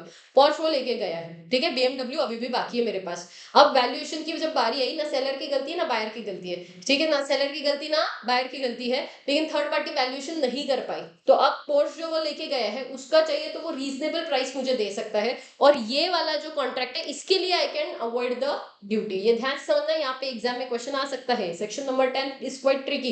यहाँ पे क्या लिखा हुआ है कि अगर ऐसा हुआ कि गुड्स में आपने पार्ट अप्रोप्रिएशन किया है या part delivery of the goods किया है, तो जो भी आपने डिलीवर किया हुआ है गुड्स, उसका रीजनेबल प्राइस आपको दिया जाएगा, और जो बचा हुआ रिमेनिंग गुड्स है उसको आप अवॉइड कर सकते हो। ये क्लियर है? अगला पॉइंट, लेकिन अगर ऐसा है कि by the default of the party, seller या बायर की वजह से कुछ कांड हुआ है ना, सेलर या बायर की वजह से डिसाइड नहीं कर पाया वैल्यूएशन, तो क्या हो जाएगा, दूसरी जो भी डिफॉल्टिंग नॉट सो जो अग्रीव पार्टी है, उससे जो डिफॉल्टिंग पार्टी है उसने क्या करना है, डैमेजेस पे करने हैं। क्लियर है क्या? सेक्शन नंबर 10 हो गया हमारा यूनिट नंबर 1 डन। अब बात करेंगे यूनिट नंबर 2। यूनिट नंबर 2 किसके बारे में है? स्टिपुलेशन, एनर्जी में कमी नहीं होनी चाहिए। चलो, काफी टाइम गया हमारा, 45 minutes. Next, stipulation, section number 12 subsection 1, किसके बारे में बात कर रहे हैं? Stipulation is nothing but what, conditions. Conditions मतलब क्या, कि जब आप लोगों ने कॉन्ट्रैक्ट ऑफ सेल करने का डिसाइड किया है, अब वो कॉन्ट्रैक्ट ऑफ सेल पे कोई ना कोई रेस्ट्रिक्शंस होंगे, जो रेस्ट्रिक्शंस, जो कंडीशन, जो शर्तें लगाई जाएंगी, उस शर्तों को लेकर पूरा यूनिट नंबर 2 है। तो ये जो शर्तें हैं ये दो हिस्सों में डिवाइड होंगी, या तो कंडीशन या तो वारंटी, या तो कंडीशन या तो वारंटी। अगर मैं बात करती हूँ कंडीशन की, तो कंडीशन क्या है? Main purpose of the contract है, इसेंशियल है, जिस पर आपका पूरा कॉन्ट्रैक्ट की नींव खड़ी है, वो essential main purpose is your condition. And जो मेन नहीं है, जो कोलैटरल है, उसे बोला जाएगा वारंटी। जैसे एग्जाम्पल के तौर पे समझते हैं, जैसे मैंने वाटरप्रूफ घड़ी मांगी थी, ठीक है, मैंने घड़ी क्या मांगी थी? वाटरप्रूफ घड़ी मांगी थी, क्योंकि मुझे स्विमिंग करते टाइम पे घड़ी पहननी थी। तो अब स्विमिंग के टाइम पे मैंने वाटरप्रूफ घड़ी मांगी थी, जैसे ही पानी में गई घड़ी बंद हो गई। इसका मतलब क्या हुआ? मेरी कंडीशन ही ब्रीच हो गई। मैंने जिस कंडीशन पे, मेरा जो मेन पर्पस था जिसके लिए मैंने वो गुड्स खरीदा था, मैंने जो घड़ी खरीदी थी, वो कंडीशन ही पूरी नहीं, तो I can avoid the contract. सीधा बोल सकती हूँ कॉन्ट्रैक्ट अवॉइड करो। लेकिन वही अगर ऐसा हुआ कि कोलैटरल था, मतलब क्या कि जैसे ये घड़ी है, इसमें बहुत सारे अपडेट्स आते रहते हैं, ठीक है, तो वो जो अपडेट्स होते हैं उसके लिए साल में एक आध बार मुझे शोरूम में जाके उसको अपडेट करवा के लेना पड़ता है, या कुछ तो सर्विसिंग वगैरह कुछ करना पड़ता है। बहुत हाईटेक घड़ी है मेरा। तो अब ये जो सर्विसिंग वाला कंडीशन है, ये कोलैटरल है। अगर वो सर्विसिंग में थोड़ा सा 19-20 हो जाए तो कोई दिक्कत नहीं है, मैं कॉन्ट्रैक्ट को कैंसिल नहीं कर सकती। मैं नहीं बोल सकती ये लो आपकी घड़ी मुझे नहीं चाहिए। क्यों? क्योंकि मेरा मेन कंडीशन क्या है? वाटरप्रूफ। फिर उसके अलावा उसके साथ जो जो चीजें आएंगी एक्सेट्रा, वो सारे एक्सेट्रा मेरे कोलैटरल होंगे। तो इन दैट सिचुएशन अलग चीजें होंगी, और अगर आपका कंडीशन ब्रीच हुआ तो चीजें अलग होंगी। तो कंडीशन है मेरा वाटरप्रूफ घड़ी, और सर्विसिंग है मेरा कोलैटरल यानी कि वारंटी। अगर कंडीशन ब्रीच होता है तो क्या लिखा हुआ है सेक्शन 12 में, ध्यान से देख लो। सेक्शन 12 की बात कर रहे हैं हम लोग, क्या लिखा हुआ है, राइट रेप्यूडाइट द कॉन्ट्रैक्ट। मेरे पास राइट आ जाएगा कि कॉन्ट्रैक्ट को मैं कैंसिल कर सकती हूँ। दूसरा, I can reject the goods, I can get the refund of the price. लेकिन वही अगर डैमेज, अगर वारंटी में कोई दिक्कत है, देन इन दैट सिचुएशन में सिर्फ डैमेज मांग सकती हूँ, कॉन्ट्रैक्ट को कैंसिल नहीं कर सकती, ना गुड्स को रिजेक्ट कर सकती हूँ। अब ध्यान समझना, हम लोगों ने ऑलरेडी सेक्शन 6 तक देख लिया था, 7, 8, 9, 10 हमने यूनिट 1 में देखा। सेक्शन 11 बेसिकली एकदम फालतू चिल्लर सेक्शन है। वो ये बोलता है कि जो अनलेस अदरवाइज स्पेसिफाइड, अगर पेमेंट में कुछ भी डिले होता है तो उससे आप कॉन्ट्रैक्ट को कैंसिल वगैरह नहीं कर सकते। Payment is not a big deal, time of transferring ownership is a big deal. ठीक है, ये इस सेक्शन 11 में लिखा है, नॉट सो बिग डील। उसके बाद में डायरेक्टली जंप किया है मैंने सेक्शन नंबर 12, जिसमें बात की है कंडीशन एंड वारंटी और उसका डिफरेंस का। जो कंडीशन है वो इसेंशियल है, अगर वो हुआ, वो ब्रीच हुआ होता है तो फिर आप कॉन्ट्रैक्ट को कैंसिल कर सकते हो, प्राइस वापस ले सकते हो, एंड रिजेक्ट भी कर सकते, रेपिडाइट करके रिजेक्ट कर दो गुड्स को। लेकिन अगर कोलैटरल यानी कि वारंटी में कुछ कांड हुआ है तो आप गुड्स को रिजेक्ट नहीं कर सकते, सिर्फ डैमेजेस का मांग सकते हो। उसके बाद बात करेंगे सेक्शन नंबर 13 की। देखो ये जो सेकंड वाला यूनिट है, इसमें टोटल 7 सेक्शन है हमारे, राइट। उसमें से 11,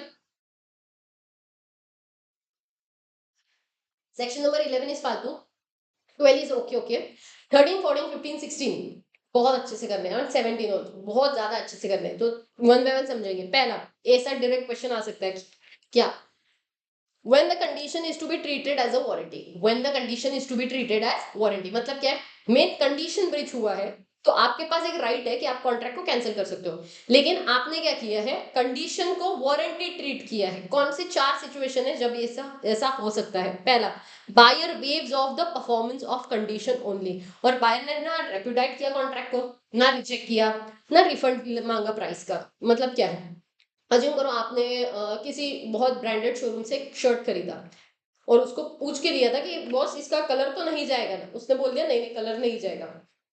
यूजुअली ब्लैक कलर का क्या होता है, ब्लैक कलर का यूजुअली वो कलर निकल जाता है और वैसे व्हाइट व्हाइट पट्टे फट्टे पड़ जाते हैं, पहले इसमें पहले वॉश में वो खराब हो जाता है। तो आपने उसको बहुत क्लियर कंडीशन पे बोला था ये ब्लैक शर्ट तो लेके जा रहा हूँ लेकिन खराब तो नहीं होगा ना, मतलब पहले वॉश में खराब तो नहीं होगी, और उसने बहुत कॉन्फिडेंटली बोला कुछ नहीं हुआ, कंडीशन क्लियर है, कलर नहीं जाना चाहिए।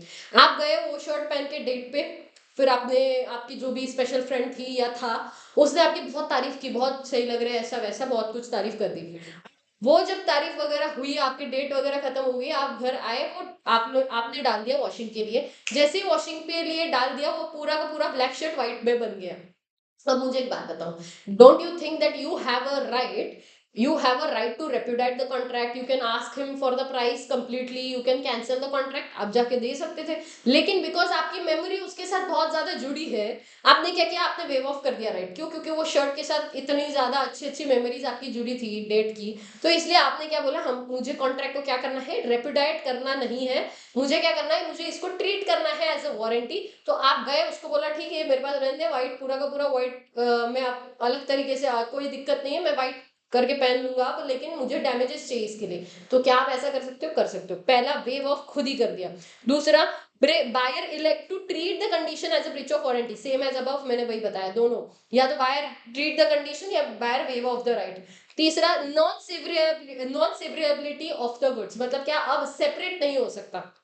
जैसे एग्जाम्पल, आप लोग गए, सर्दी का मौसम अब खत्म हो रहा है, तो अगर आप लोग गए, आप लोगों ने सामने वाले को बोला यार मुझे ना फालूदा खाना है, फालूदा में फिर आप लोगों को वो सब कुछ मटेरियल डालता है ना, आइसक्रीम ये वो अमका डिमका फलाना, या आपने सैलेड खाने के लिए गए, सैलेड में भी बहुत सारी चीजें होती है, तो आपने स्पेसिफिकली कोई चीज थी वो उसको बोला कि बॉस तू ये मत डालना, जैसे फालूदा में बोल दिया चिया सीड्स मत डाल, या आपने सैलेड में बोल दिया था कि यार ये फ्लेक्स सीड्स मत डाल देना, या वो बहुत सारे अलग अलग सीड्स होते हैं उसमें से आपने मत नहीं डालने के लिए बोला, और सामने वाले ने वही डाल दिया, सामने वाले ने क्या किया, वही डाल दिया, आपने आधा खाया, फिर पता चला यार अब तो ये आप इसमें तो ये डाल दिया। अब मुझे मेरी एक बात बड़ी ध्यान से सुनना, आप जो चिया सीड्स आपके फालूदा में क्या एक एक करके हटा सकते, क्या आप नहीं हटा सकते, करेक्ट है, वो सेपरेट नहीं हो सकता। Then in that situation treat the condition breach of condition as a breach of warranty. तो नॉन सेवरेबिलिटी में and fulfilment of condition excused by law, मतलब क्या है, एक्सक्यूज बाय लॉ, जब कॉन्ट्रैक्ट किया था, जब कॉन्ट्रैक्ट किया था तो वैलिड था, ठीक है, जब कॉन्ट्रैक्ट किया था वैलिड था, लेकिन जब बात आई जब आपको डिलीवर करने की बात आई, उस टाइम पे गवर्नमेंट ने बैन लगा दिया, इलीगल डिक्लेयर कर दिया, ये कुछ भी हुआ, तो हम आपको वो चीजें नहीं प्रोवाइड कर सकते अब जो गवर्नमेंट ने बैन करी है। तो फिर इन दैट सिचुएशन क्या होगा, ऐसा जो कॉन्ट्रैक्ट होगा वहां पे आप ये नहीं बोल सकते तुमने कंडीशन का ब्रीच किया, धोखाधड़ी की, ऐसा नहीं हो सकता। तो इसलिए 4 सिचुएशन माने जाएंगे जहां पे you will treat the breach of condition as a breach of warranty. कौन सा, वेव ऑफ कर दिया, इलेक्ट्रिक खुद ही कर दिया, दूसरा नॉन सिब्रियबिलिटी, एंड चौथा last is excuse by law. उसके बाद बात करेंगे section number 14, that is implied condition. Implied condition मतलब क्या, कुछ ऐसे कंडीशंस होंगे जो, देखो या तो कंडीशंस जो होते हैं या तो एक्सप्रेसली पार्टी बताएगा या तो इम्प्लाइडली होंगे। इम्प्लाइडली जो होते हैं वो लॉ इम्पोज कर देता है। तो कुछ जब भी कोई भी कॉन्ट्रैक्ट आप करते हो तब कुछ चीजें होंगी जो इम्प्लाइड मानी जाएंगी कि जो प्रेजेंट होनी ही चाहिए, जिसमें से सबसे पहला है condition as to title of the goods. ठीक है, सेक्शन 14 सब सेक्शन ए क्या लिखा हुआ है, section 14 clause A, sub section A नहीं, क्लॉज ए क्या लिखा हुआ है, कंडीशन एज टू टाइटल क्या लिखा हुआ है, अगर कॉन्ट्रैक्ट ऑफ सेल है तो buyer has a right to sell the goods, and agreement to sell है then he has a right to sell the goods, he has a right to sell the goods at the time when the property is to pass on. मतलब क्या है, actual में जब contract of cell हो जाता है तो buyer तो ओनर बन जाएगा, फिर वो चाहे तो कॉन्ट्रैक्ट को सेल कर सकता है और सामने वाले को दूसरा टाइटल भी दे सकता है। एंड जब अग्रीमेंट टू सेल की बात करेंगे तब अग्रीमेंट टू सेल में जब भी आप लोग ओनरशिप ट्रांसफर कर रहे हो, पासिस करोगे, प्रॉपर्टी पास ऑन करोगे, प्रॉपर्टी मतलब ओनरशिप, तब जाके आपके पास ओनरशिप आएगा। तो उन्होंने ये बोला है कि सेलर के पास, ये बायर ये बट ऑब्वियस अज्यूम कर लेगा कि जो भी सेलर है उसके पास उस गुड्स का उन गुड्स का अच्छा टाइटल है, वो चोर बाजारी से चोरी करके वो गुड्स नहीं लेके आया है, ये हम लोग अज्यूम करके चलेंगे, इम्प्लाइड है। So if the seller's title is defective, अगर चोर बाजार से वो लेकर आया है, the buyer must return the goods to the true owner to recover the price from the seller. अब इसमें गुड फेथ मिक्स मत करना, अभी गुड फेथ में मैं आऊंगी, वेट करना। अभी के लिए क्या बोला, अगर सेलर का टाइटल डिफेक्टिव तो बायर का भी डिफेक्टिव, से आपको वो रिटर्न करना पड़ेगा, जिसका भी चोरी करके लेकर आया होगा तो आपको रिटर्न करना पड़ेगा ट्रू ओनर को, और सेलर से प्राइस मांगना पड़ेगा, इतना ही बोला है, बाकी कुछ नहीं बोला। गुड फेथ पर हम लोग फिर उसके केस में आंसर बदल जाएगा, तो हम बाद में देखेंगे कि उस सिचुएशन में क्या होगा। सेक्शन 14 क्लियर है क्या। अब बात करते हैं section 15, implied condition as by description. Description मतलब क्या है, क्या लिखा हुआ है, जैसे डिस्क्रिप्शन में बोला है आपको वैसे ही देना पड़ेगा, अगर वैसा नहीं मिला तो you can reject the goods. क्यों, क्योंकि एक प्रिंसिपल है, if you contract to sell a peas you can not compel the buyer to buy the beans. मतलब क्या, आपने मटर का कॉन्ट्रैक्ट किया और अब बोल रहे हो कि यार नहीं क्या फर्क पड़ता है, बीन्स लेके जाओ, नहीं चलेगा, मटर और बीन्स में 19-20 का तो फर्क है सिर्फ। तो ये वाला जो सेक्शन है ना, दिस सेक्शन टॉक्स अबाउट 19-20 वाला मीम, अगर आपने देखा होगा, ये 19-20 का फर्क है क्या वाला, अगर आपने मीम्स कभी देखे होंगे तो ये 19-20 का फर्क नहीं चलेगा, जैसा बोला है वैसा ही चाहिए। अगर मैंने बात की है इजिप्टियन कॉटन, जावा शुगर, वेस्ट सिल्क की, तो मुझे कश्मीरी एप्पल्स, तो मुझे वैसे ही चाहिए। 19-20 का कश्मीर का क्या फर्क पड़ता है, कश्मीर की जगह पे हम लोग राजस्थान के एप्पल्स लेकर आ गए, राजस्थान में तो आते नहीं है वैसे, पंजाब के एप्पल्स लेकर आ गए, तो वॉश नहीं चलेगा, मतलब नहीं चलेगा, आजू बाजू तो है, नहीं चलेगा, नहीं चलेगा। क्लियर है क्या।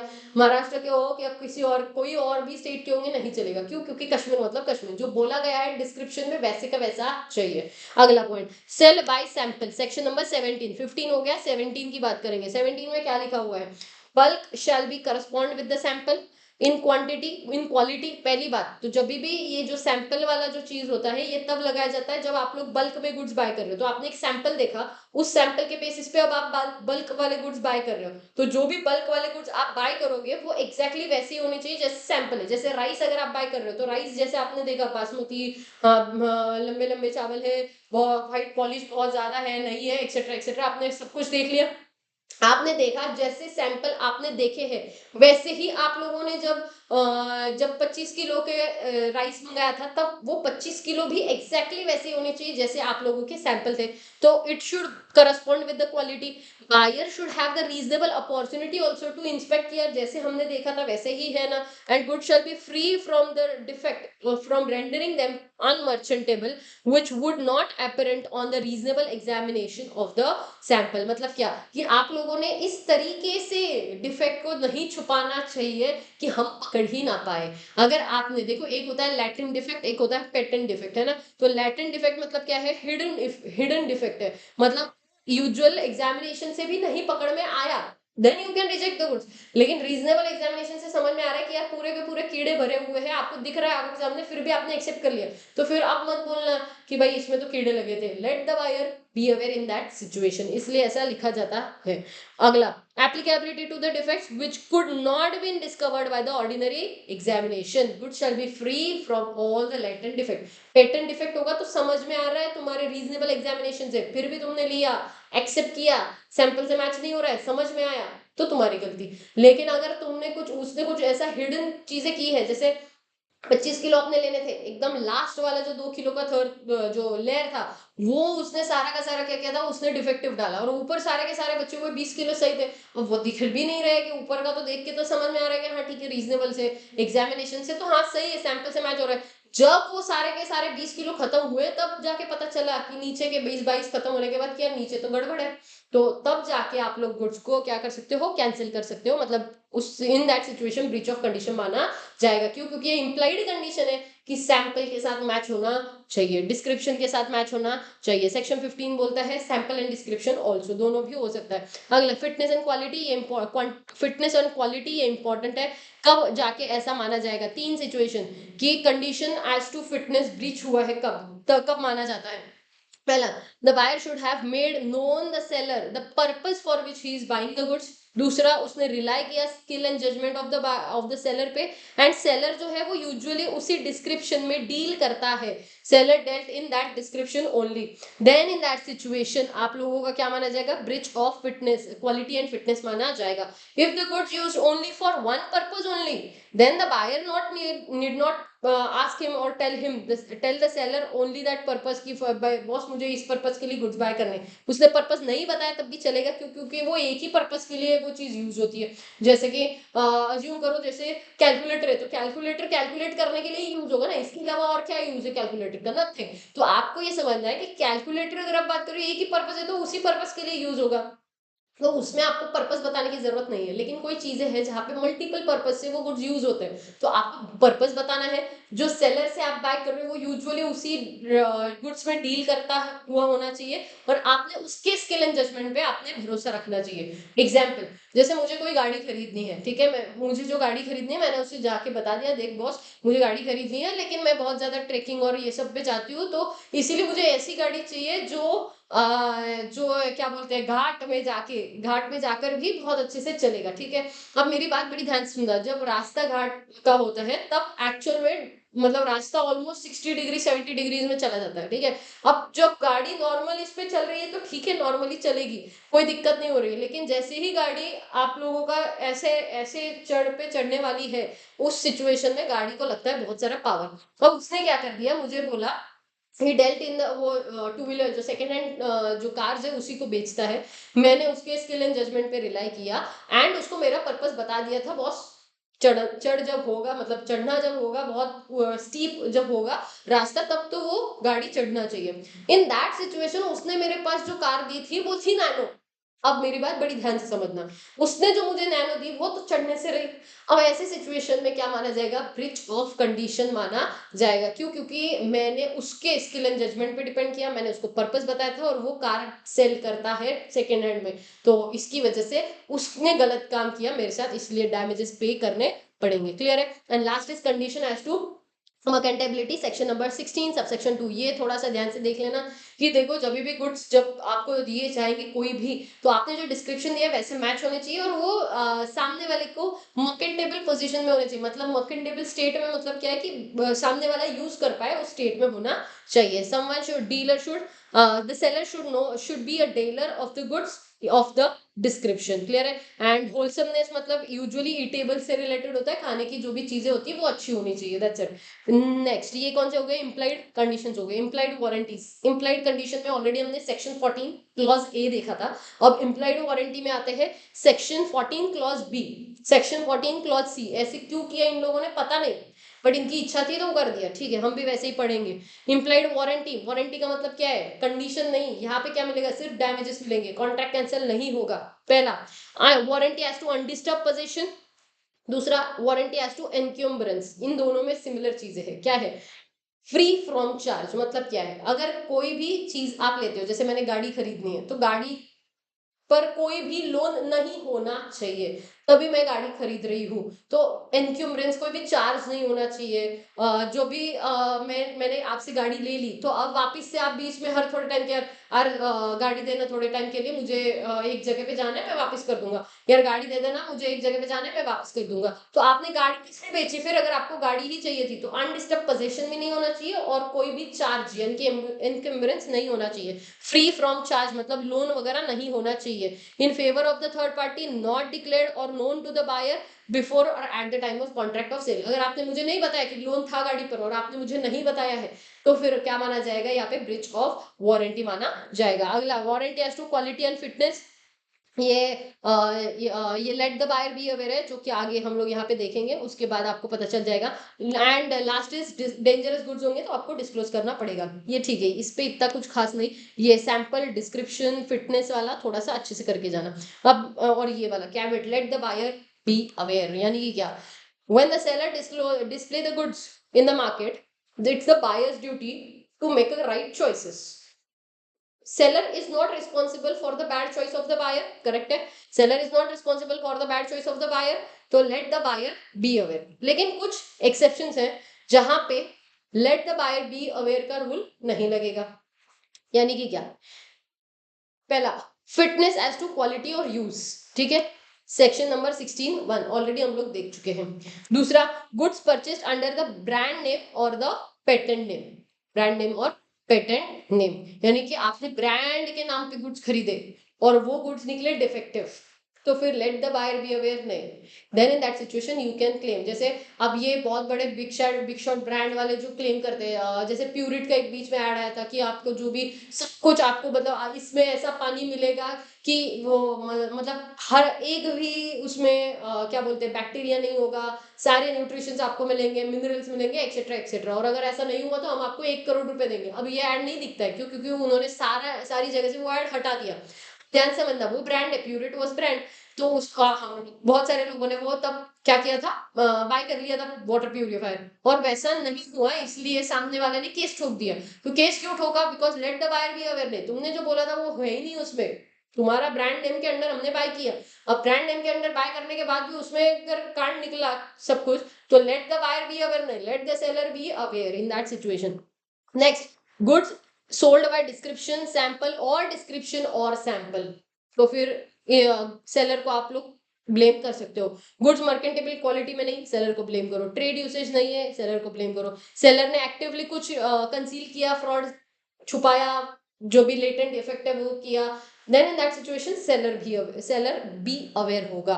डन है यूनिट नंबर 2 डन। अगला बात करेंगे यूनिट नंबर 3 के बारे में। चलो फटाफट खत्म करेंगे। यूनिट नंबर 3 इंपॉर्टेंट है, कुछ सेक्शंस है जो बहुत ही फालतू है, इसमें कुछ सेक्शंस है जो बहुत अच्छे हैं, तो वन बाय वन। सबसे पहला, transfer of property of ownership मतलब क्या? डिलीवरी ऑफ गुड्स मतलब transfer of property, delivery of goods मतलब we are talking about passing of risk. क्यों? क्योंकि इसका इंपॉर्टेंस इतना क्यों है? Because risk follows ownership.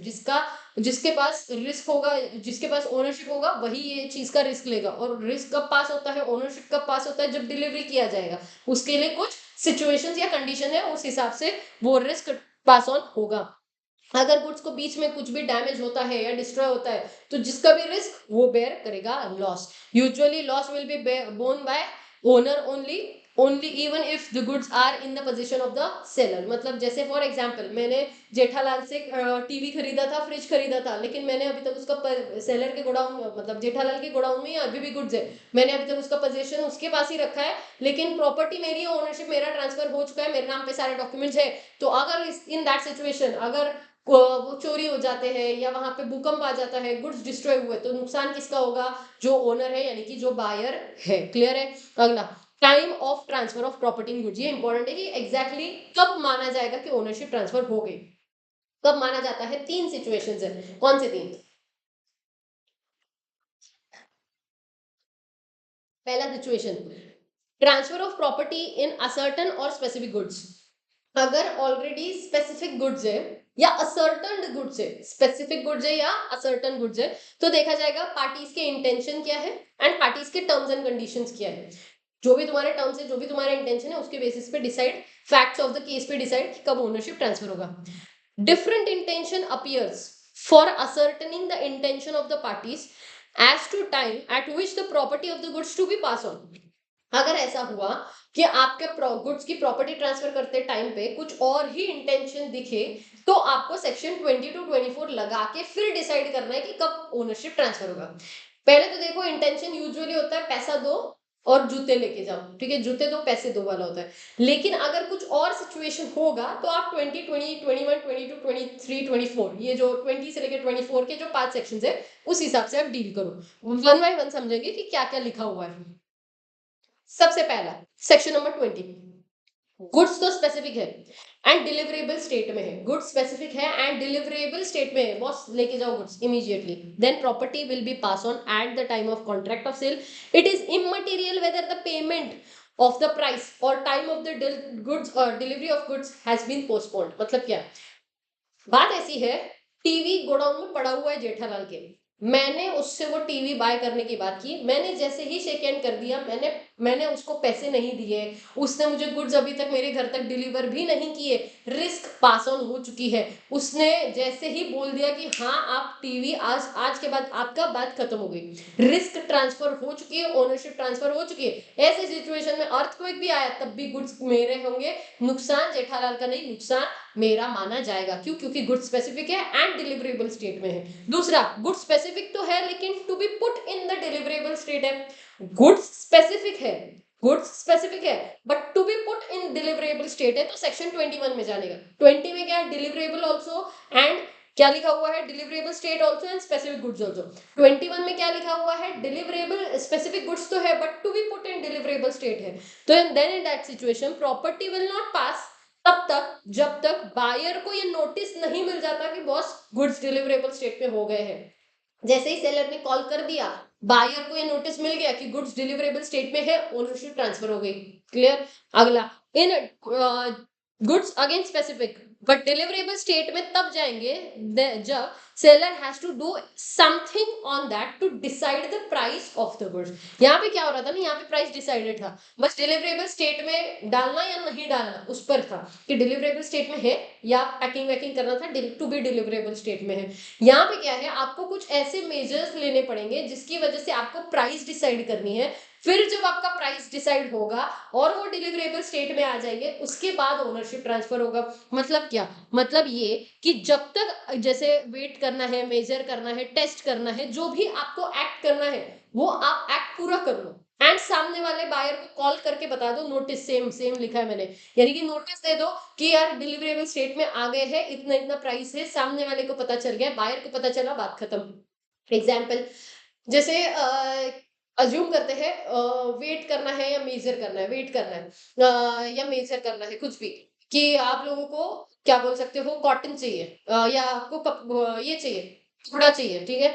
आपने बोला यार देख ये कलर का डिजाइनर है कोई तो और उसको बहुत भारी ऐसा ड्रेस वगैरह बनाना है, तो ये कपड़ा जो है उसका मुझे, ये कपड़ा मुझे तो 5 मीटर 10 मीटर दे देना।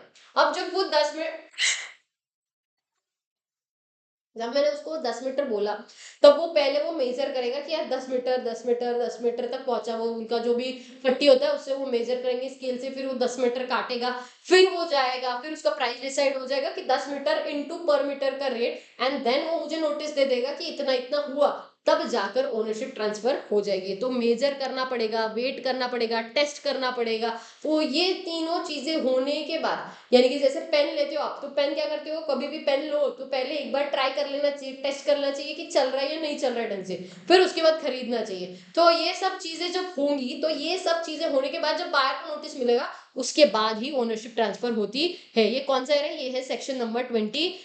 उसके बाद बात करते हैं सेक्शन नंबर 23 एंड 18, जो बीच का जो 2 सेक्शंस बचे हुए हैं। हम अभी तक हम लोगों ने किसके बारे में बात की? स्पेसिफिक या असर्टेन गुड्स के बारे में। अब मैं बात कर रही हूँ गुड्स जो अनअसर्टेन गुड्स है। अनअसर्टेन गुड्स के केस में सबसे पहला स्टेप होता है आपको आइडेंटिफाई करना पड़ता है। ये सेक्शन 18 बताता है कि पहले तुम आइडेंटिफाई कर लो अनअसर्टेन गुड्स में, पहले असर्टेन कर दो, आइडेंटिफाई कर दो अनअसर्टेन गुड्स को, एंड देन उसके बाद हम लोग बात करेंगे, जब भी अनअसर्टेन या फ्यूचर गुड्स की बात होगी, देन फ्यूचर गुड्स अनअसर्टेन है या फ्यूचर गुड्स है, वो डिस्क्रिप्शन से मैच कर रहे हैं, फिर उसके बाद उसको डिलीवरेबल स्टेट में लाया है, एंड देन उसको जब अनकंडीशनली अप्रोप्रिएट किया जाएगा। अनकंडीशनली अप्रोप्रिएट करना मतलब क्या है, ध्यान से देख लो।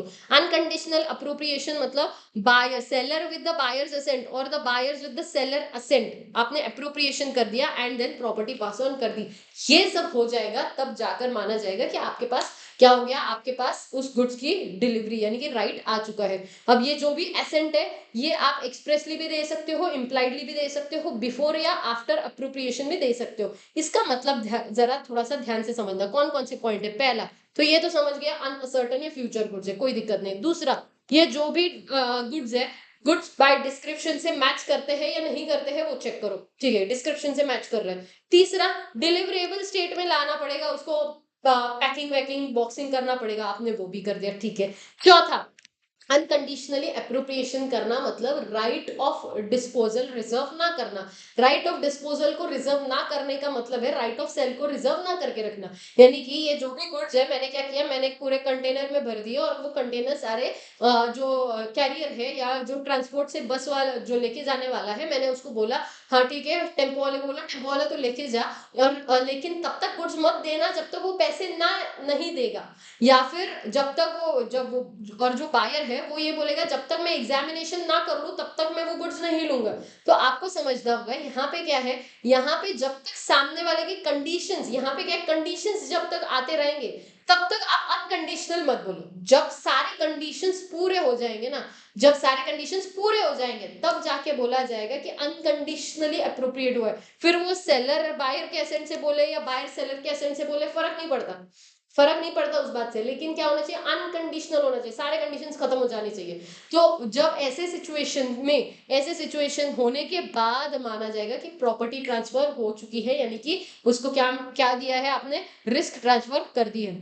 स्पेसिफिकली कैरियर के केस में क्या होता है देखो, seller deliver the goods to the buyer, carrier, bailee, है ना।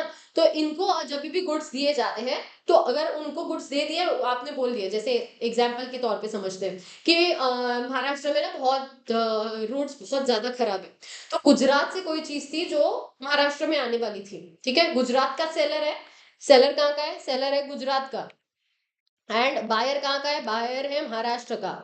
तो अब हुआ क्या, जब सेलर ने जो महाराष्ट्र में जो बायर है उसको बोला देखो बॉस, यहाँ से गुड्स तो मैंने भेज दिए, लेकिन अब रास्ते का उसको भरोसा नहीं था, तो इसलिए बोल दिया अब तुम्हारी जिम्मेदारी, अगर गुड्स को कुछ भी हुआ तो तुम्हारी जिम्मेदारी।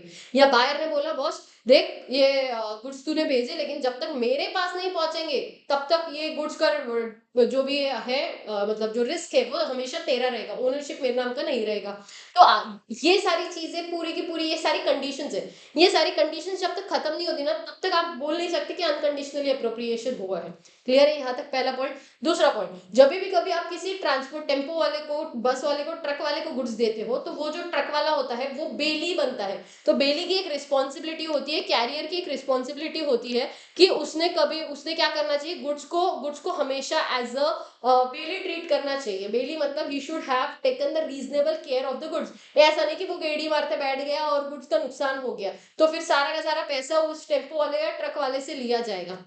दूसरी बात, जब भी आप बेली या कैरियर या किसी को भी गुड्स ट्रांसफर करते हो, ये ऑलरेडी मैंने बता दिया कि उसको ये नहीं बोलना चाहिए कि बॉस देख जब तक वो पैसा नहीं देगा ना तब तक गुड्स मत देना उसे, ऐसा कुछ भी बोलना नहीं चाहिए। अगर ऐसा बोला है मतलब राइट अभी भी कंडीशन डाल के रखा हुआ है तो प्रॉपर्टी ट्रांसफर नहीं होगी। अगर एंड लास्ट वाला, he is deemed to have unconditionally appropriate the goods to the contract, अगर कुछ भी नहीं बोला है तभी डीम्ड होगा कि कोई कंडीशन नहीं है तो प्रॉपर्टी ट्रांसफर हो चुकी है। अगर कंडीशन डाल दिया तो बात ही खत्म हो जाती है।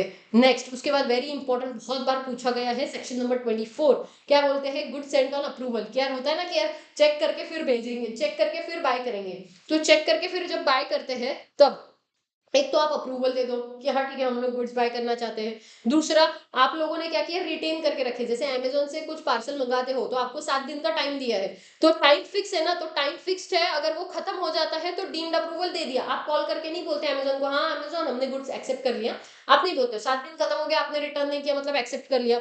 लेकिन अगर टाइम फिक्स नहीं है, लेकिन अगर टाइम फिक्स नहीं है, रिजेक्शन का हो या कुछ भी रिटर्न का हो, then in that situation reasonable time में रिटर्न नहीं किया, इसका मतलब आपने एक्सेप्ट कर लिया कि जैसे मैंने कोई शॉप से बाय करके आई, मैं ठीक है, मैं कोई घर के लोकल शॉप से बाय करके आई और मैंने वो गुड्स मेरे पास रखे हैं। अब गुड्स मैंने वापस से कितने दिन में, ज्यादा से ज्यादा 2 दिन, 4 दिन, 5 दिन, 7 दिन में रिटर्न कर देना चाहिए था वो भी। अब मैंने 7 महीने मेरे पास ही रखा और 7 महीने के बाद जाके बोल रही हूँ "अरे ये 7 महीने पहले लिया था, अच्छा नहीं, जम नहीं रहा है"। तुम्हारा टाइम भले ही फिक्स ना हो रिटर्न का, बट इसका मतलब ये थोड़ी ना है कि तुम कभी भी जाके उसको 7 महीने के बाद रिटर्न करोगे। वो यूजुअली क्या बोलते हैं, संडे को आना, अगर आपको चेंज करना है तो संडे को मत आना, ऐसा बोलते हैं, मंडे को आओ वगैरह, ऐसा कुछ डेट डिसाइड होता है। तो कोई भी मंडे को जाओगे क्या साल भर के, ऐसा नहीं चलेगा। या फिर तीसरा point, you have done something, you have adopted the transaction by doing something, जैसे आपने वही गुड्स को प्लेज कर दिया किसी और को, ठीक है। तो अगर ऐसे तीनों में सिचुएशंस होते हैं, इसका मतलब आपने क्या किया है, आपने अप्रूवल दे दिया, गुड्स को एक्सेप्ट कर लिया, डिलीवरी हो गई एंड की ओनरशिप भी ट्रांसफर हो गई। बस एक ध्यान रखना, अगर आपका कॉन्ट्रैक्ट है सिर्फ और सिर्फ कैश ओनली का, तो जब तक पैसा नहीं मिलेगा, कैश नहीं मिलेगा, तब तक ओनरशिप ट्रांसफर नहीं होगी। ये बोल रहा है सेक्शन नंबर 24। सेक्शन 25 बात करता है reservation of right of disposal, यानी कि आपने क्या करना है, आपने प्राइस, यूजुअली क्यों होता है कि सेलर को ये गारंटी होना चाहिए कि जो भी गुड्स मैंने सामने वाले बायर को दिए हैं उसका वो प्राइस पे करे। अब सामने वाला प्राइस पे नहीं करेगा, इस डर से वो क्या कर सकता है, राइट ऑफ डिस्पोजल रिजर्व करके रख सकता है कि बॉस तू जब तक पैसा नहीं देगा ना, तब तक गुड्स की प्रॉपर्टी नहीं दूंगा तुझे, ऐसा रिजर्व करके रख सकता है। अगर उसने रिजर्व किया तो फिर सेक्शन 21 ये बोल रहा है कि रिजर्व किया तो जब तक वो कंडीशन पूरा नहीं, तब तक आपके पास ओनरशिप नहीं जाएगा एज अ बायर। उसके बाद बात करते हैं section number 26, risk follows ownership, यानी कि क्या, risk passes with the property, risk follows ownership. अगर जिसका जो भी ओनर होगा वही उस रिस्क, जो वही गुड्स का जो भी डैमेज होगा उसका लॉस बेयर करेगा, अनलेस अदरवाइज एग्रीड। अगर आपकी कॉन्ट्रैक्ट में कुछ और डिसाइड होगा तो कुछ और होगा, अदरवाइज यही होगा। Goods remain at the sellers risk, ये ध्यान रखना, ये आगे भी लिखा हुआ है कि अगर अगर आपके बीच में कोई भी चीजें डिसाइड नहीं हुई है तो सेलर का ही हमेशा रिस्क होता है, जब तक वो बायर के पास प्रॉपर्टी ट्रांसफर ना कर दे। एक्सेप्शंस है कुछ, एक्सेप्शंस में क्या है देखो ध्यान से, पहला, delay of delivery of goods due to the fault of the one of the party, दूसरा स्पेशल अग्रीमेंट एंड तीसरा ट्रेड यूसेज। तीनों का मतलब समझ लो। पहला तो रिस्क फॉलोज ओनरशिप है, राइट है। तो अब हुआ क्या कि सामने वाले को जैसे गुड्स बाय करने थे मुझे, ठीक है, गुड्स बाय करने थे, मैंने क्या किया देखो, गुड्स मैंने बाय कर लिए, मैं एक ग्रोसरी शॉप में गई, या मैंने बहुत सारी जगह पे शॉपिंग की, बहुत सारी जगह पे शॉपिंग की है, मेरे पास बहुत सारी थैलियां हो चुकी हैं। अब कोई ना कोई मम्मी का एक ऐसे डिसाइडेड होते हैं ना, प्लेसेस डिसाइडेड होते हैं। तो एक जगह पे जब उन्होंने फाइनली जाकर एक जगह पे उन्होंने बोला कि यार देखो मेरे पास बहुत सारा सामान है, तो मैं एक काम करती हूँ, सामान यही रख के जाती हूँ, थोड़ा सा और जो बची हुई चीज है वो बाय करने के बाद मैं वापस से आके लेके जाऊंगी, ठीक है। और हुआ क्या देखो ध्यान से, जब मैंने ये चीज बोली, उससे जितने भी गुड्स मेरे उसके पास रखे हुए थे, वो एक्चुअल में क्या हुआ, वो लेने के लिए मैंने उसको बोला था 1 घंटे में आऊंगी, ठीक है, 1 घंटे में आ जाती हूँ, उससे गुड्स बाय किए, मैंने उसको बोला 1 घंटे में आ जाती हूँ, 1 घंटे में नहीं गई मैं गई 7 घंटे के बाद। अब वो गुड्स का हो गया नुकसान। एग्जाम्पल के तौर पे हम लोग ले लेते हैं, जैसे अगर आपने गन्ने का जूस देखा होगा, तो गन्ने का जूस अगर आपने देखा तो कुछ टाइम के बाद अगर आपने इमीडिएटली नहीं पिया उसे, तो वो काला पड़ता है, ठीक है। आपने उसको क्या बोला, बॉस तू एक काम कर, गन्ने का जूस बना के रख, 1 घंटे में मैं आती हूँ और लेके जाऊंगी। तो 1 घंटे के बाद तो वो रेडी पैक बना के रखा, डिलीवरेबल स्टेट में रखा, घर पे आप लेके जाने वाले थे, बाजू में ही घर था, तो पैकिंग वैकिंग करके रखा। 5 घंटे के बाद, 7 घंटे के बाद, तब तक तो वो काला हो गया था। तो डिले किसका है, आपका है। तो नुकसान एक्चुअल में कौन बेयर करेगा, बायर करेगा, ना कि सेलर। दूसरा point, special terms of the contract of the between the parties, parties जो भी डिसाइड करेगा, जैसे मैंने महाराष्ट्र और गुजरात का एग्जाम्पल दे दिया, सेलर ने बायर पे ढकेल दिया था, बायर सेलर पे ढकेल रहा है, तो ऐसा हो सकता है उनके बीच में जो भी म्यूचुअली डिसाइड होगा उस हिसाब से ओनरशिप ट्रांसफर होगी। और तीसरा है ट्रेड यूसेज, जैसे सब्जी मंडी का एग्जाम्पल, जब भी कभी एक्चुअल में देखो, रिस्क हमेशा सेलर का होता है ट्रांसपोर्टेशन के लिए भी, ठीक है। तो लेकिन फिर भी जब जो कोई एक्चुअल में, जिससे भी हम लोग रिटेल तौर पे जब हम वेजिटेबल्स बाय करते हैं, तो जो भी जगह से मेन जो भी फार्म था, जहां से वहां से लेके यहाँ तक आने के लिए जो भी नुकसान होता है ना, वो एक्चुअल में उनके बिजनेस में ऐसा रूल है कि वो हमेशा जो रिटेल फार्म से रिटेल वेजिटेबल सेलर होता है जो हम जिससे हम लोग बाय करते हैं, उसका हमेशा होता है, ठीक है। तो जो फार्म वाला बंदा होता है वो रिस्क नहीं लेता, वो बोल देता है बॉस देख ट्रांसपोर्टेशन का नुकसान जो भी होगा वो तेरा होगा, ये उनका ट्रेड है, कस्टम है, मतलब ये उस धंधे का उसूल ही वैसा है। तो उस हिसाब से ओनरशिप डिसाइड होगी। बस ये ध्यान रखना कि बेली के ड्यूटी में कोई भी कांड नहीं होना चाहिए, मतलब क्या गेड़ी मारने के लिए गया ट्रक वाला नहीं चलेगा। क्लियर। इसके बाद बात करेंगे, ये हो गया कौन सा, सेक्शन नंबर 26। अब बात करते हैं section number 27, transfer by non owners. Transfer by non owners it is as good as pledge by non owners जैसे ही सारे सिचुएशंस, वन बाय वन समझेंगे, इंपॉर्टेंट एग्जामिनेशन पर्सपेक्टिव से भी। क्या लिखा हुआ है, इफ द बायर, देखो जब भी कभी आप किसी को गुड्स सेल करते हो तो सामने वाले को बेटर टाइटल देते हो। अब ध्यान से समझना क्या है, when ever I bye the goods I become the owner of the goods, I get the good title, I get the good title of the goods. जब भी कभी ये जो जब भी कभी एज अ ओनर मैं ये गुड्स को सेल करती हूँ, जब भी एज अ ओनर मैं ये गुड्स को सेल करती हूँ, तो फिर जब भी सेल होगा उसको भी क्या मिलेगा, गुड टाइटल। ओके, क्या मिलेगा, गुड टाइटल मिलेगा।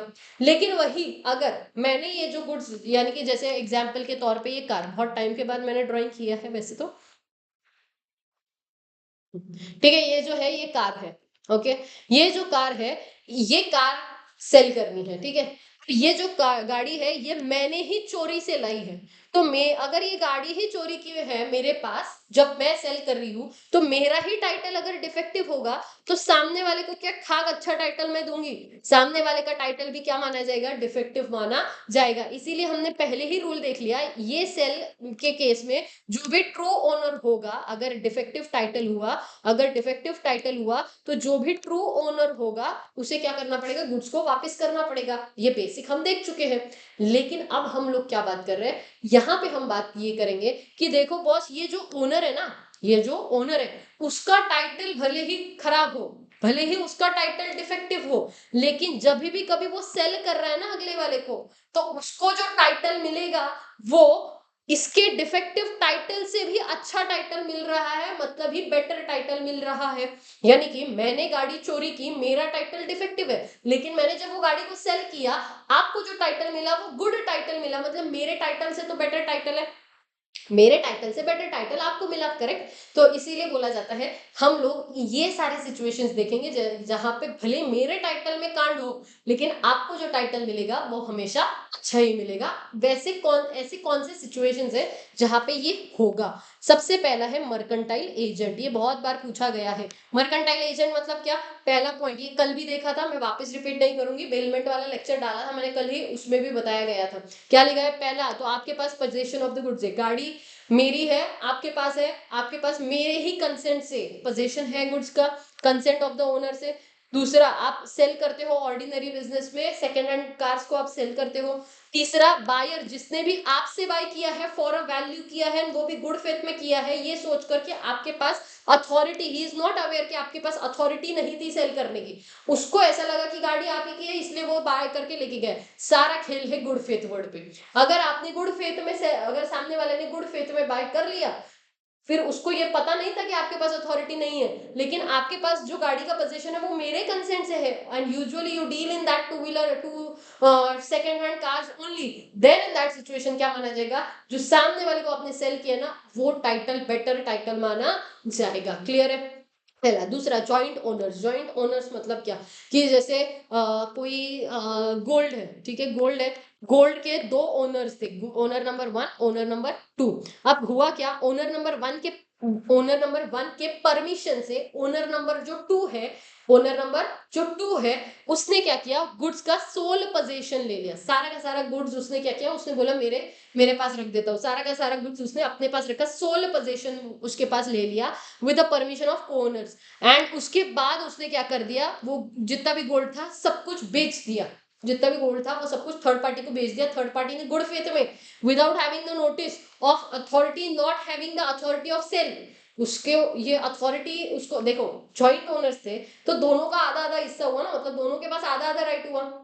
तो आप सारा का सारा गोल्ड तो बेच नहीं सकते। आपने क्या किया, सारा का सारा गोल्ड बेच दिया। अब जो थर्ड पार्टी है उसने तो गुड फेथ में खरीदा, उसको नहीं पता था कि आपके पास अथॉरिटी नहीं है, तो जो थर्ड पार्टी जिसने गुड फेथ में खरीदा उसको अच्छा टाइटल मिल जाएगा। क्लियर। उसके बाद अगला पॉइंट है सेल ऑफ गुड्स। ये इंपॉर्टेंट है। Sale of goods one who has already sold the goods but continues to be in the possession। मतलब क्या, ऑलरेडी एक बार सेल किया फिर भी वापस से सेम गुड को वापस सेल कर रहे हो। I repeat my life, already एक गुड्स को सेल कर चुके हो, ऑलरेडी एक गुड्स को सेल कर चुके हो, फिर भी उसी गुड्स को वापस से दूसरे को सेल कर रहे हो। जैसे अज्यूम करो ये फोन है, इस फोन का जो प्राइस है आप मुझे दे रहे थे, अज्यूम करते दो स्टूडेंट है, ठीक है, दो स्टूडेंट है, एक है राज और दूसरा है राजू, ठीक है। क्या हुआ है, सेल फोन है।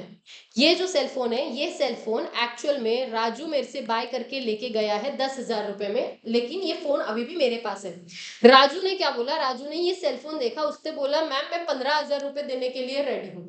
तो मैंने क्या किया, मैंने ये सेल फोन इसको बेच दिया। तो अब ये जो है राजू जो है वो थर्ड पार्टी हो गया। ये मेरा फर्स्ट सेल था, ये मेरा सेकंड सेल है। अब एक्चुअल में जो गुड्स मैंने सेल कर दिए जिसके ओनर आप हो, मैं ओनर नहीं हूं, जस्ट बिकॉज वो मेरे पोजीशन में है, इसका मतलब ये तो नहीं कि मैं ओनर बन गई, लेकिन फिर भी वो गुड्स क्या माने जाएंगे, वो गुड्स मैंने राजू को सेल कर दिया, यानी कि सेकंड टाइम सेम गुड्स को सेल किया। लेकिन Raju is a third party who has acted in the good faith and having no authority of any of the previous sale. उसको पता ही नहीं कि पहले सेल हो चुके हैं। Then in that situation Raju को अच्छा टाइटल मिलेगा ही मिलेगा। यही ये पॉइंट है कि अगर सामने वाले को अपने टाइटल ऑफ डॉक्यूमेंट आप जो जो भी डॉक्यूमेंट ऑफ टाइटल है वो आपके पास है, सामने वाले ने गुड फेथ में बाय कर लिया, भले ही उसको प्रीवियस सेल का नोटिस नहीं था, तो फिर उसको अच्छा टाइटल मिल जाएगा, कोई दिक्कत नहीं है। pledge or the other disposition of the goods or the document of title by the seller in the possession are equally valid। मतलब मैंने सेल करने की जगह प्लेज भी किया तब भी चलेगा। अगला, sell by the buyer obtaining possession, अरे sell by the buyer obtaining the possession of the goods before the property in goods wasted in him। इसका मतलब समझो, ये जो पॉइंट था ना, ये पहला वाला, ये सेलर के पर्सपेक्टिव से था। ये वाला जो पॉइंट है ये बायर के पर्सपेक्टिव से है। मतलब क्या, मतलब ये कि अज्यूम करो मैंने बोला देखो बॉस मेरा ना अंबानी जी के साथ बहुत गहरा कनेक्शन है, ठीक है, मेरा क्या है अंबानी जी के साथ बहुत गहरा कनेक्शन है। तो अब ये तो गोल्ड तो मैं लेके जा रही हूँ, ये लो चेक, मैंने चेक दे दिया, गोल्ड लेके गई। अब चेक दे दिया, गोल्ड लेके गई, सेलर के पोजीशन से मैंने गोल्ड ले लिया, ठीक है। अब ओनरशिप तो मेरे पास वैसे तो आनी चाहिए थी, लेकिन हुआ ये कि ये फ्रॉड था, मेरा कोई अंबानी जी के साथ कनेक्शन नहीं है।